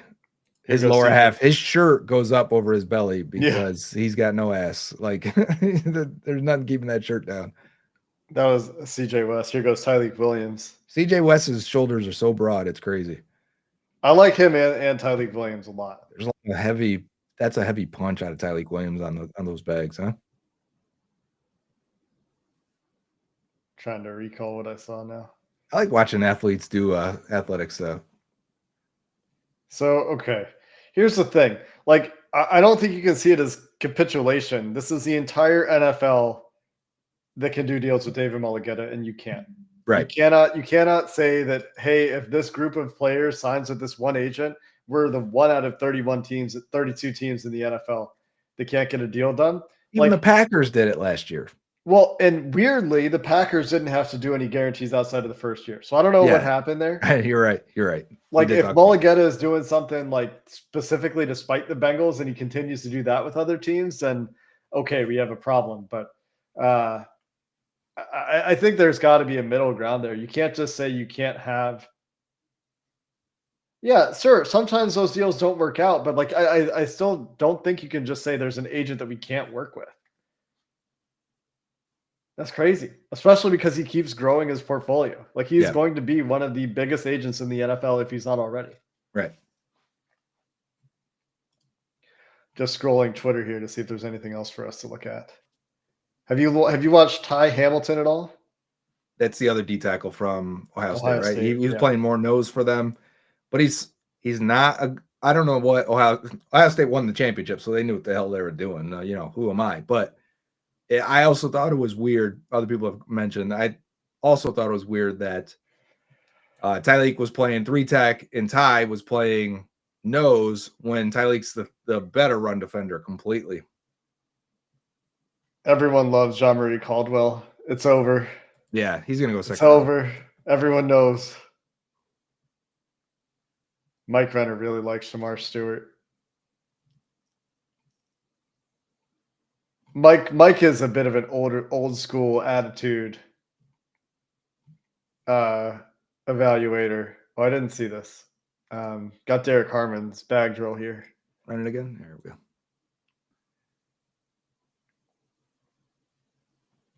There's no evidence of poor agility here.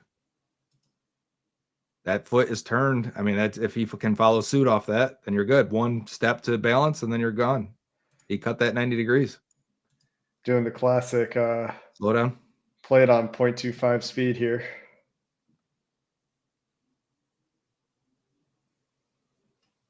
Yeah, what I'm looking for there is the feet. The feet lead the body. Where are they pointed, where the angles. If they can point you to, and he follows the direction the toes are pointed, then there's no issue there. I got a comment. Joe said Stewart sucks. I don't know who Stewart is. Who? Oh, Shamar Stewart. Shamar Stewart. Huh? Okay, yeah. I'm not a fan. So the one thing that I'm looking at here that I want to bring up. That's a sloppy move at the end there. See, he's cutting his corner where Harmon 90 degreed it. Okay, so he's stepping inside the yard line, outside the yard line, but let's compare. Like watch this step, right? Yep. That frame, and then okay. Let's compare that to Harmon. Yeah, this is a good comparison body type wise for these two. Who had it? Here it is.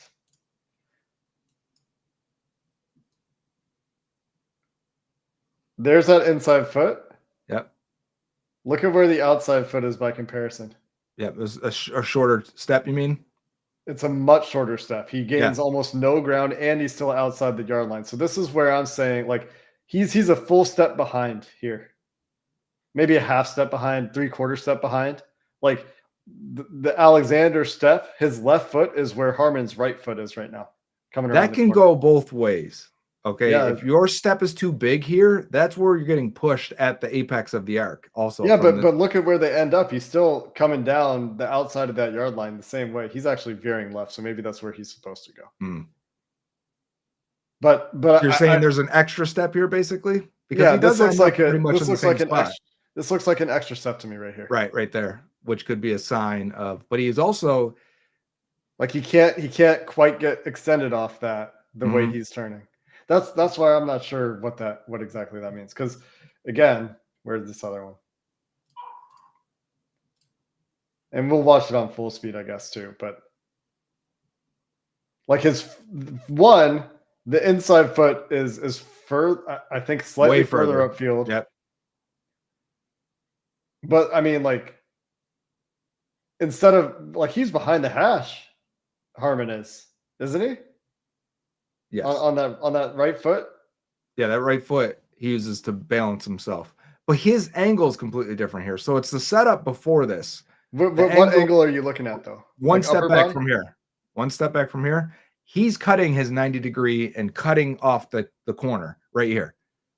See that foot? Where's it aiming? He's going through the corner here, which is it makes his arc completely different. Harmon takes his 90 degrees. Yeah. That's interesting.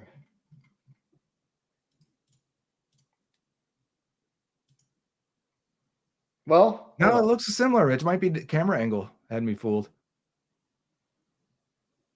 Definitely that foot is more straight. That left foot, the lead up foot. Taking a picture of it so I can see them beside each other. I'm not looking at chat at all, so sorry if you guys are talking. No, they're just all talking. Ben, technique, slap the hell out of that bag. If Darius Alexander was 2 years younger and from the SEC, he'd be the top D tackle in this class. He might be. What he's put on tape was pretty crazy, especially the Senior Bowl was a blast. Okay.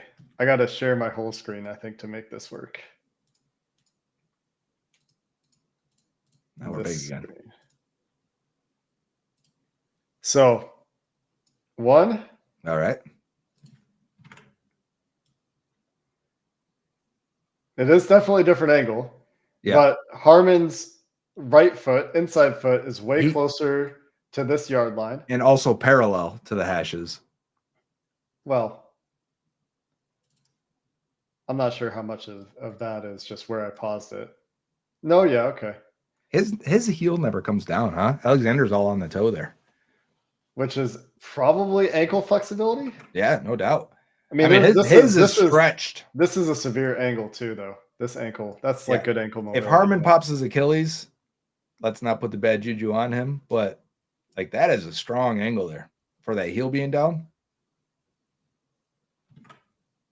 And then the next step, where this is the right foot. Well, no. That's nothing to do with the heel. You're just I'm just comparing. So like his right foot's come down here, right? So let's take a picture of it. Scouting, baby. Whoops. And Harmon.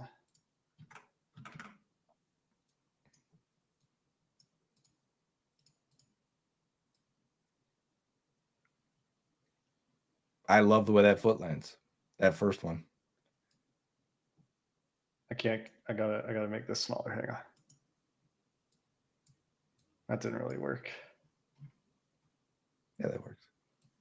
Like this is the next step. Yep. So your point about like, can you just push him around the arc here? Because like what you're also seeing here is how they're using their hands. Yep. So like you're getting that. Alexander's face actually hits the bag. And then you get the little rip here. Yep. So you got the versus what did Alexander do? From what I know, that is correct. To have that left foot land as your... There's also a rip there. Have your left foot land what? When you're ripping. So as your... Same thing here. Left foot, though. That's his right foot. That's why you see Harmon plant that to make sure he can absorb the impact and then... I see what you're saying. Cut. Because from there, he may get knocked off. I just think that's it's interesting to look at. No, pretty fascinating to try to figure out which of those is preferable from a technique perspective. For sure. I went to with my son all year last year, every weekend to see a D-line coach in the off season for pass rushing drills and things like that. So I like watching it to see. I mean, we're talking about a high school coach versus guys that are in the NFL, so the technique should be much better. But I do find it interesting to see a lot of it is the same, the steps, the footwork, the timing of when your arm is supposed to hit this with what foot's down. Oh, yeah, for sure. People are very excited about Landon Jackson's 40-inch vert. Oh, really? Good for him. Landon Jackson. Is he edge? Yep, right there. 264. There's an edge. 6'6", 264 white. That's a power forward right there. 40-inch vert. It's only 22. 22.3. Probably fresh 22. NoHo Hank. You know who NoHo Hank is? I don't know who that is. No. Oh man.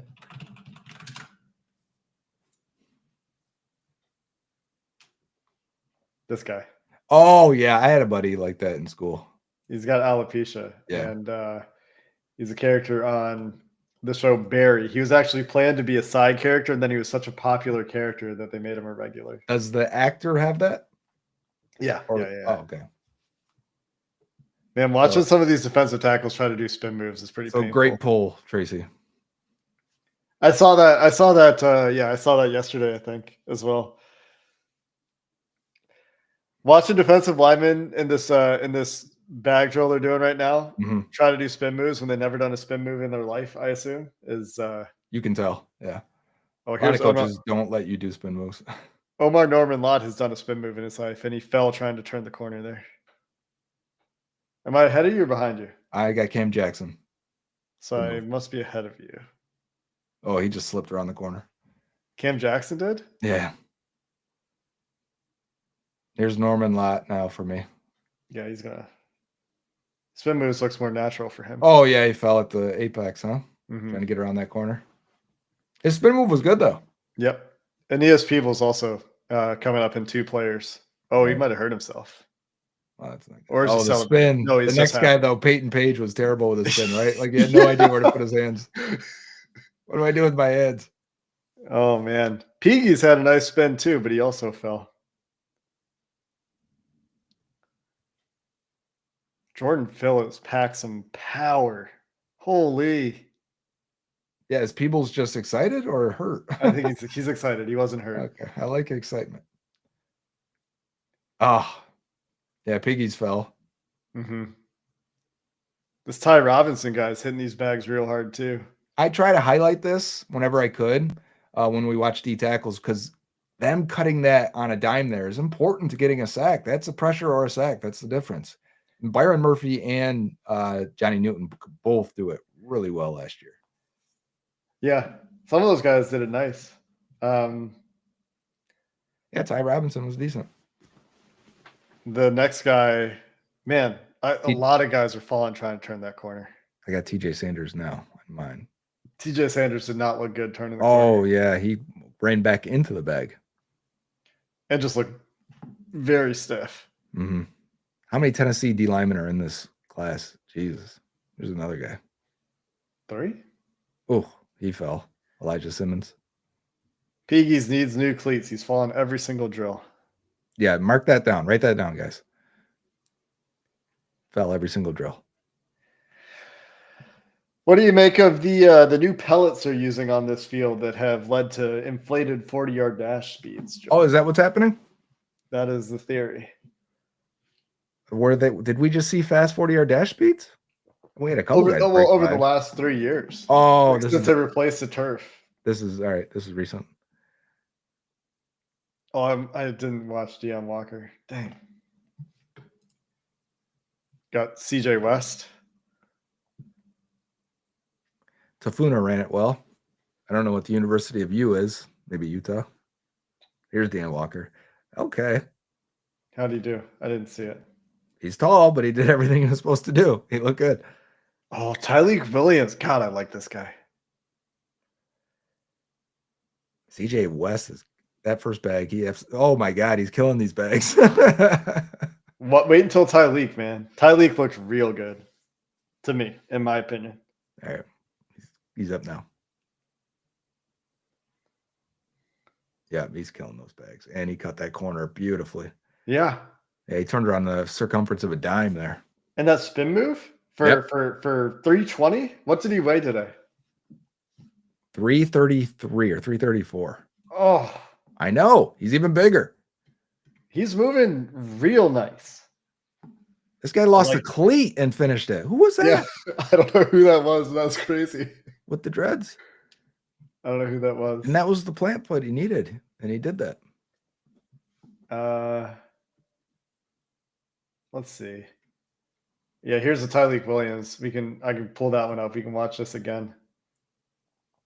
That spin move? Are you kidding me? Good. He set it up and actually pulled it off rather than just trying a spin move like some of these guys. For 334? He actually steps and the inside and then does the spin. How about this 6-inch punch? The full extension there. I mean, I know the bags don't weigh anything. And bang. And he looks like he used the right arm to chop these on the spin too, to follow through on the spin, which is what you're supposed to do. Here comes the right arm. Bang. Yes, he did, because that's why it hits. So he's done it before. And then here, drive your hips down, that's turn, cut. Good. Yeah. 334. I know. That's really good. I'm talking myself into Tyleek Williams. I wonder if Deion Walker's on here. 96th percentile vert for Shamar Stewart, 40 inches. Good God. He's gonna Somebody drafted. Well. He's my first. I hope another team drafts him. Just someone take him at 10. Here's the Landon Jackson vert. Keep the sound. It was nice. That's nice? No. Yeah. Oh, I thought that was the jump. He faked you out. This looks like a 33-year-old man. He's bald. It did not look like he got that high, but he did apparently. Huh? I mean, he is 6'6". Yeah. So, like, proportionally, it's not going to look as high as Muggsy Bogues or anything.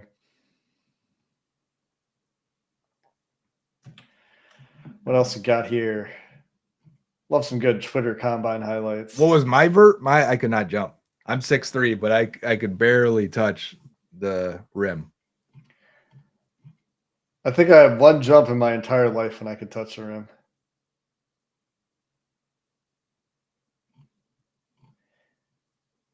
I've got no CJ calves at all. You know how you build your calves, Joe? How do you do that? Do you have a real answer?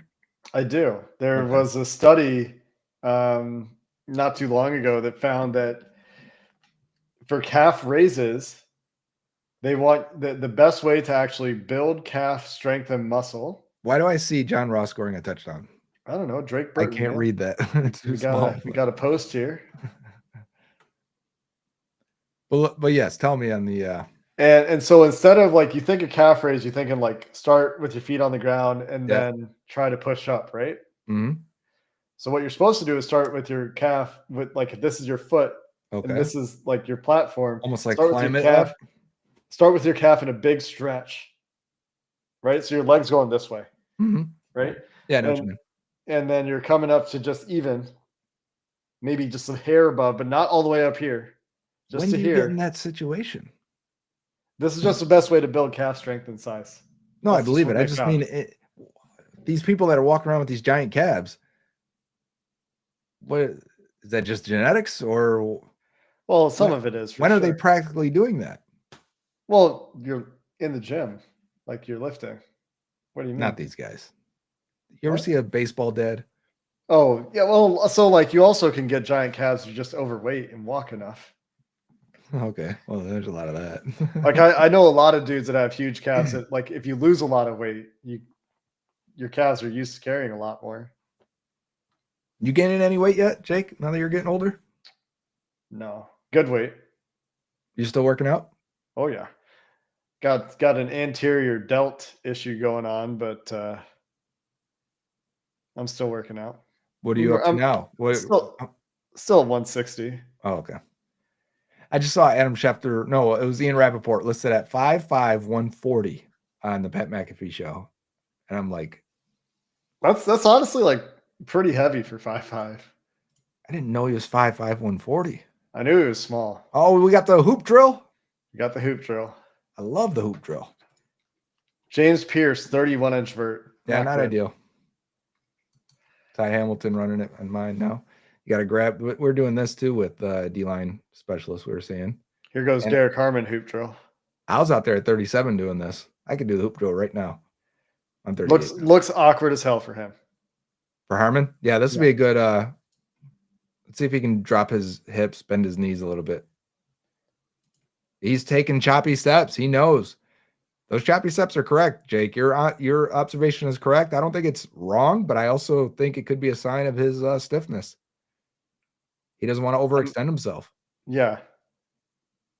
Unlike Hemingway, that goes right behind him, is sloppy, but yeah, I can see he can get low. Yeah, he can't sink his hips. Yeah, Harmon cannot. Harmon can't get low. We'll see, how much it matters because he was so disruptive, but it may put a cap on how disruptive he could actually be. And practically speaking, if you're talking about him trying to track down a very fluid athlete in close quarters, like a Mahomes or Lamar, or I guess we got to talk about Cam Ward.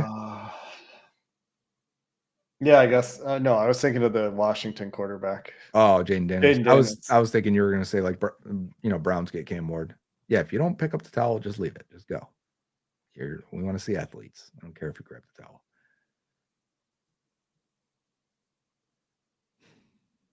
Yeah, like Cam Jackson moves like I assume Cam Jackson's going to be next to you from Florida. He moves just like Derek Harmon does around these. Yeah, and he's a much lower ranked prospect.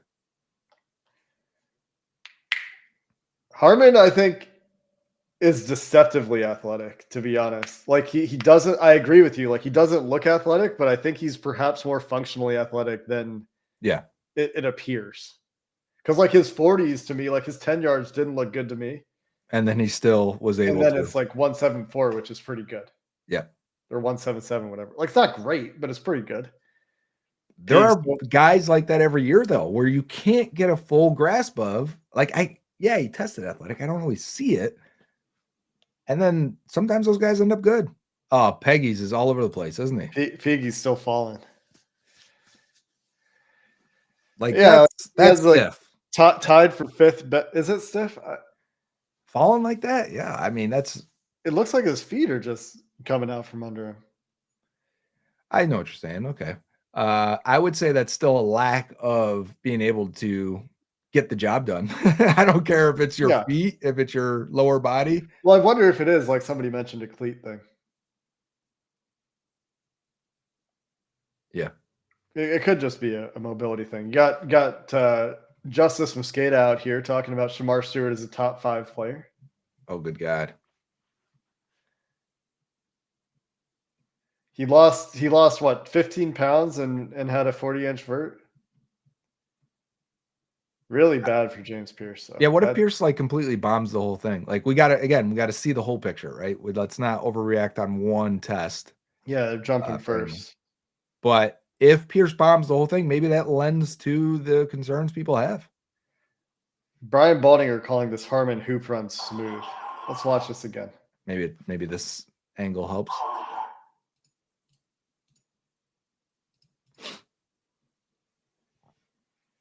They're just choppy steps as soon as he tries to turn.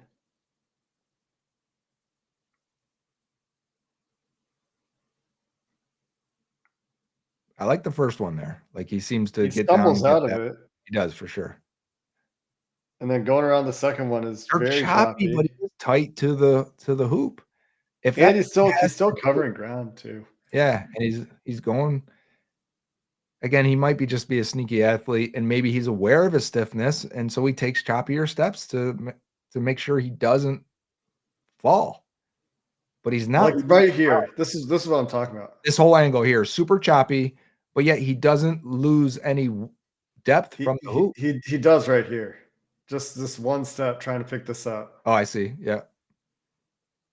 Like this, that 2-step sequence, like this into this into this.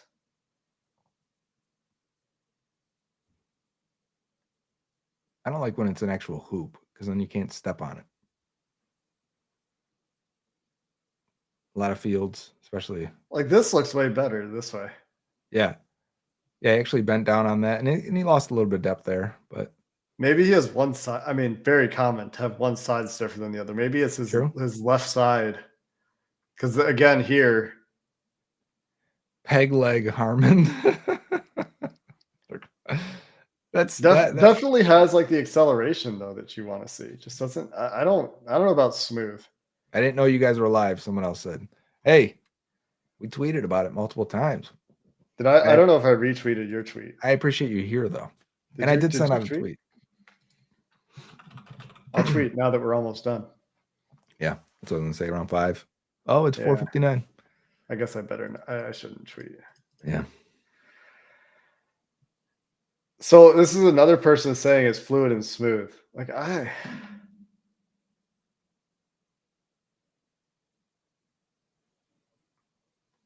don't know, man.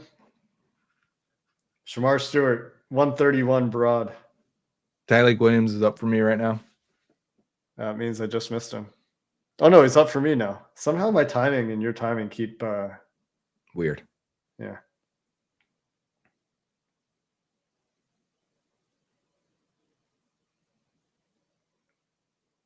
He looked like he was barely holding on, but he did it, and he's doing it at 3:30. It's crazy. It was just the last one to me that looked awkward at all. Looked great. Well, at the first hoop, as he turns and goes away from us, we'll probably get the clip in a second here. You'll see where I first saw it, but yet those ankles are holding on, man. You see the Shamar Stewart broad? No, was it great? Here it is. Look at the stream. He's excited about it. Yeah, he is. Oh, he's flying. That's pretty crazy, Brad.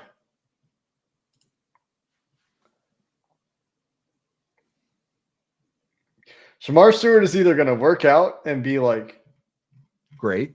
what do you got? Like, what happened? Like, why'd you overthink it? Right. Like he's a freak, or he's just going to be a freak that's not good. Yep.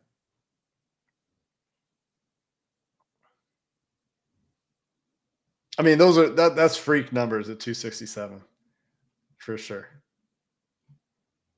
I mean, it's like when Jadeveon Clowney didn't have a ton of production, but was so good against the run and was a freak. He had a long career and has been solid, but he's bounced around. He's on like his 7th team now. Or Never been an elite elite pass rusher. Beggies is going to run his again. Let's see if he falls again. It almost looks like he's not even wearing cleats. Like he's wearing sneakers, I just thought. Running in Jordans? Maybe he's just tighter than he wanted another run at it, huh? Because that was the last one. He's wearing cleats. Yeah. I don't know. Is the floor for Shamar at least Trevon Walker? That wouldn't be the floor. That might be the upside. Who are some examples of absolute freaks who ended up doing nothing in the NFL? Well, let's take a look, shall we? Yeah, you could sort first round picks at RAS that had a 9+ RAS at end. This site is probably going to be struggling right now. Probably a lot of people here right now. No doubt. We can do previous years on the draft spreadsheet. Okay, here we go. So let's look at edge. Let's look only from like 2015. Mm-hmm. And let's look at like the first couple rounds, day 1, day 2. Mm-hmm. And let's say, I mean, I think he's going to end up really high, right? I mean, we're looking at the top here. Yep. Can you zoom in a little bit? You're a little small on ours. There you go. Adafe Owe. It's been good, not great. Right, I could see that. Gary took some time. He did. Boy Mafe has had a solid year this last year. Did he? Not great, but he's getting better. We can also look in here. Let's get this up for some concurrent. What are you thinking? Going by draft year. Do the last few years or something. Brian Burns. Not, Jordan Willis. Not really going to help. Jordan Willis, yeah. 3rd round though, right? Yep. Vic Beasley. Not great. Diaby's been good. Phillips has been good. Yeah. Preston Smith was good. Who's this? That's the other Odigizua from UCLA. But he's a D tackle. I don't know why he's listed here, I think. I mean, he tested great for a D tackle. Did he just not make his team? I think so. And probably that's not his name. It's Owa. Try Owa in PFF. We'll just do OWA. Oh, yeah. Hasn't played. So he didn't make it long. Yeah. No. Not good. So here's one. 3rd round pick, though. Peyton Turner. Has Sam Williams done anything yet? I don't think he has. No. Peyton Turner has not. Thomas had a low pass rush win rate. Yeah, that's probably a decent example. Miles Murphy. Pascal hasn't done anything. I should not have clicked this, but I was curious to see. He did not jump well. And now it's going to be all unsorted again. Way to go. Oh, well. That top of the list is pretty good, though. Yeah. I mean, if he comes out, that's a 90% hit 9.9. Well, let's right. See. That was all the way to 9.7, I think. Who's Brian Johnson in 2008? Johnston. DJ said he sent us a link for Alexander versus Harmon comparison on the loop on X. Thank you, DJ. Well, I can't. Someone says John Ross here. John Ross only really ran his 40 and did the vert, so his RAS was kind of fugazi.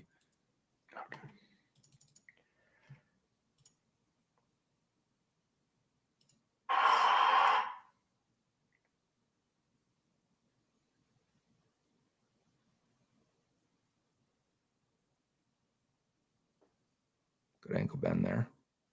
Yeah, he is cutting that hoop close. It's also dropping his hips better. Oh yeah, for sure. His hips are dropped right there, and then those feet are really strong and turned really well. And he's on his toes right there to bend and get that.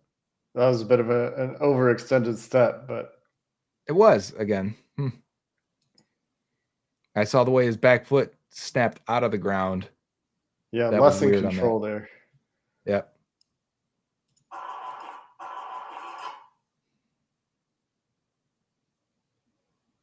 He's over his toes there. Yeah, he stumbles there for sure. Yeah. There's a gather step as he puts it down. Can he sink? He sinks there pretty well. Yeah, he does. He's wider though, for sure. Like watch this step, this left leg that comes down now. He's definitely wider than Alexander was there. And there's then once he these tightens it up short little, like that's a false step almost. Like, yeah, look at this right here. Yeah, it's so quick. Like he's a half foot in front of his other foot. That's what's building his speed, though. I think those are regathering himself. No.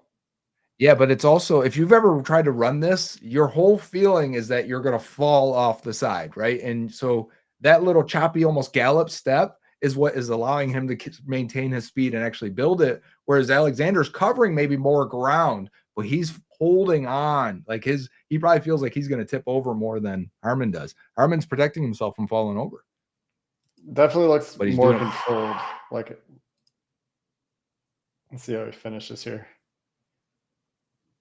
Oh, Pierce did his broad 10-3, 92nd percentile. So he recovered himself a little bit there. Yeah. Still not a good vert. No, for sure. But not a disaster combine. Yeah. Yeah, if you usually can hit one of these in the 90-something percentile or above, you're not having a disaster combine. This isn't Vontaze Perfect, Paul Dawson, Orlando Brown Jr. combine. Taking the Bengals. Mario Williams.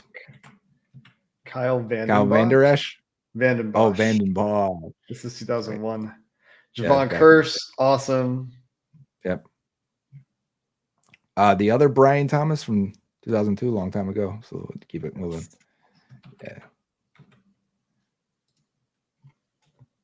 Montez. So like Daniel Hunter. I mean, if he comes out 9.95 or better, then probably feel free to take him. It's worth the risk. Player. Yeah. Yeah. Did you ever pull up Boy Moffett? I wanted to see what he did this past year. I remember him getting a few sacks, but wasn't sure what it ended up being. Didn't do anything in 2016, I'll tell you that. Yeah. Yeah. Big run defense component here, though. Pass rushing stuff came out better last year. And I honestly trust PFF on pass rush significantly more than run defense. Agreed. Yeah, that's not bad. I mean, are they getting their value for the first round pick? Probably not. Well, he's first or second, either way. Second, 40. Second. You'd take that for the Bengals got that in the second round. You'd be totally happy with it. Yeah, this is athletic Sam Hubbard production. You're getting 50 pressures per year. I'll take that.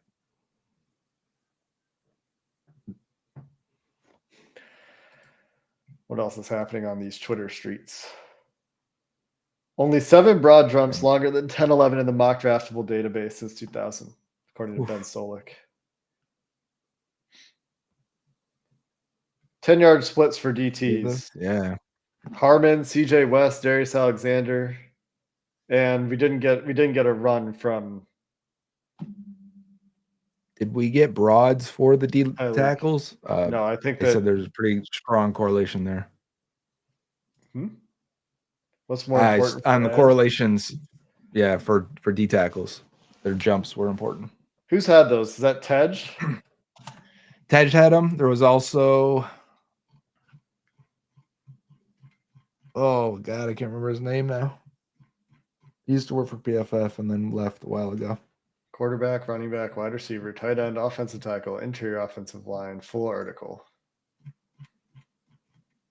Is this just offensive players? No, I thought he had interior. It is. Yeah, I guess so. Where's defensive players? Yeah, he had it.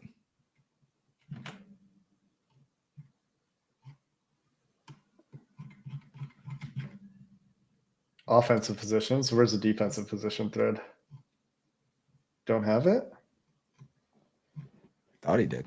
I remember seeing it.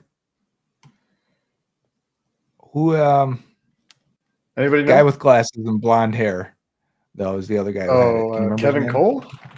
Yeah, Kevin Cole. Man, the fact that you can pick that up off that offensive tackle combine offensive. Well, if it's a PFF guy, yeah. PFF guy who's blonde and has glasses, yeah. Yeah, I guess that offensive tackle, offensive positions. Nobody cares about defense. I thought he had defense up as well. Defensive or did tackles. He link his last Here's year? defensive tackles. Okay. 3-cone, shuttle. Yep. And okay, so his agility, and not being jumps, heavy is bad for their stuff. But this is defensive tackle. Oh, so this is draft position, how it affects it. Blue is draft position. Yeah, red is so red is what actually matters. Right. So we do want the jumps, but then also the agilities. This is probably subscription only stuff.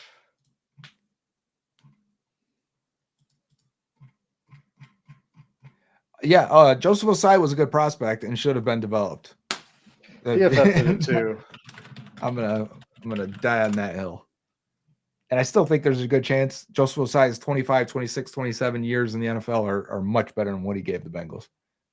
Interior defender, edge defender. Vertical, 40. More important than broad. 40 gets you drafted though, huh? 40 gets you drafted. 10-yard split gets you drafted. So we want Shamar to run a great 40. We want Shamar Stewart if he runs a great 40, Joe. Because then he's going to be a 9.9 RAS. Yeah. And at that point, he's unfailable. You got to go, and then you're going to have to go find his best games, watch his sacks only highlight reel. Yeah. Well, Jake, I got to get out of here. We didn't talk about anything that was said. I wanted to talk about one of the coaches said something. Oh. Yeah, you had something in your mind, huh?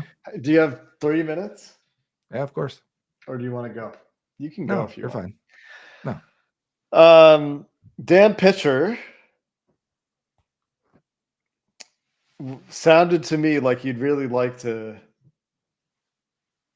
go more tight ends. Continue playing 12 personnel stuff. Yeah. How could they? They're doing defensive tackle broads now. Or it's just a different group of defensive tackles because it's Howard Cross and he hasn't run yet. So there must be two groups of tackles. Yep. Okay. Anyway, how do you accomplish that? How do you get back to playing? You got to get another Eric All. And I think they really loved what Eric All brought. They did. And would love to recapture that somehow. Like, don't be surprised if 3rd round Gunnar Helm is like, all right, yep, here we go. But how do you get the Mike Gesicki back? You just re-sign Mike Gesicki? Yeah. I think that's an option for sure. Loveland and Helm. If they had like 10 picks and 5 of them were in the top 100. Right. If they had the 49ers picks this year. And yeah, the Bengals had interviews with all these top tight ends and a couple guys in the 2nd, 3rd round range. Like, yeah, don't be shocked. James said yesterday he would be shocked if they don't draft a tight end. Yeah. He also thinks they're going to draft a running back. They just don't have enough picks for all this. That's what I said. They better be very active in free agency. Yeah. Yeah. I said they're going to need another pick to do all that. Anyway. It's a great class, though. A 6th round running back could actually give you some production. Yeah. Trenches everywhere else, and then give me a tight end and a running back, and somewhere in the 3rd and 6th round. Somebody on YouTube apparently said that they put new pellets down this year that were slower. I can't find a comment now. Anyway, thanks everybody for hanging out. We're having fun watching the combine here, analyzing Darius Alexander and Derek Harmon in That's what it ended excruciating up being. detail. And But I enjoying mean, Caldwell and Caldwell and Tyleek. Tyleek, yeah. I would love for them to. I would love for them to find a way to draft Tyleek Williams. Right. Let's say you go Mike Green in the first round. He's still there. They pass his background check, whatever. And then round 2, you come away with Tyleek or Caldwell. Then you better have signed 2 guards. No doubt. I mean, you could draft the 3rd round guard and start him, but yeah, not this he'd be year. I don't know competing about with that this year. Volson. And the other thing that was very interesting listening to Scott Peters talk is talking about what they want to like. Sounds like a big emphasis and something they want to do differently with their guards is set of a firmer pocket in the middle. yeah, instead of going how, so how far much back how much we talked about the way they set every on the time. interior being like 4 yards deep and just really limiting where you can step up. Now, I wouldn't be shocked if Peters watched the film and came away with, I could work with Volson.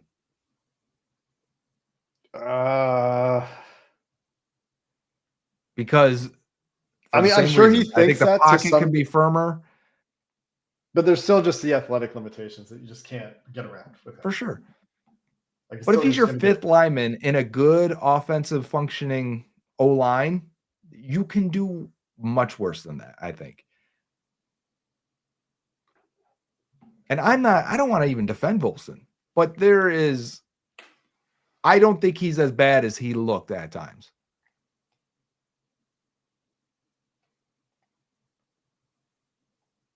He does step on toes.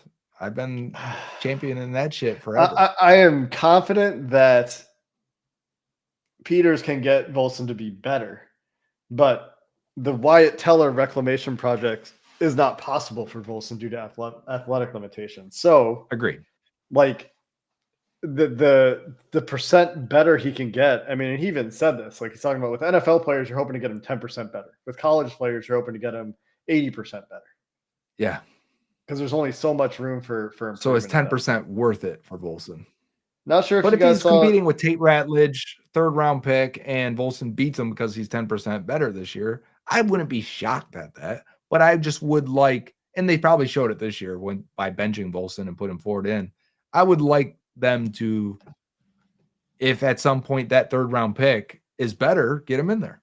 Yeah. Peters also clearly thinks that there are technique improvements that are very possible for these guys. Like he's talked about that a few times. Think that, yeah.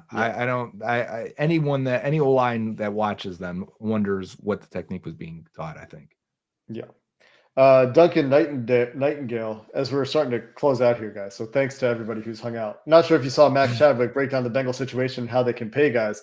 It was a nice breakdown. We've done that. We did that in our last stream. I've written about it. Joe's done a video on it. Yeah. We've definitely seen that stuff. And what were you laughing at, the Diglett comment? Yeah, you give me a Pokemon reference, I'm into it. Today's Pokemon Day, so very timely.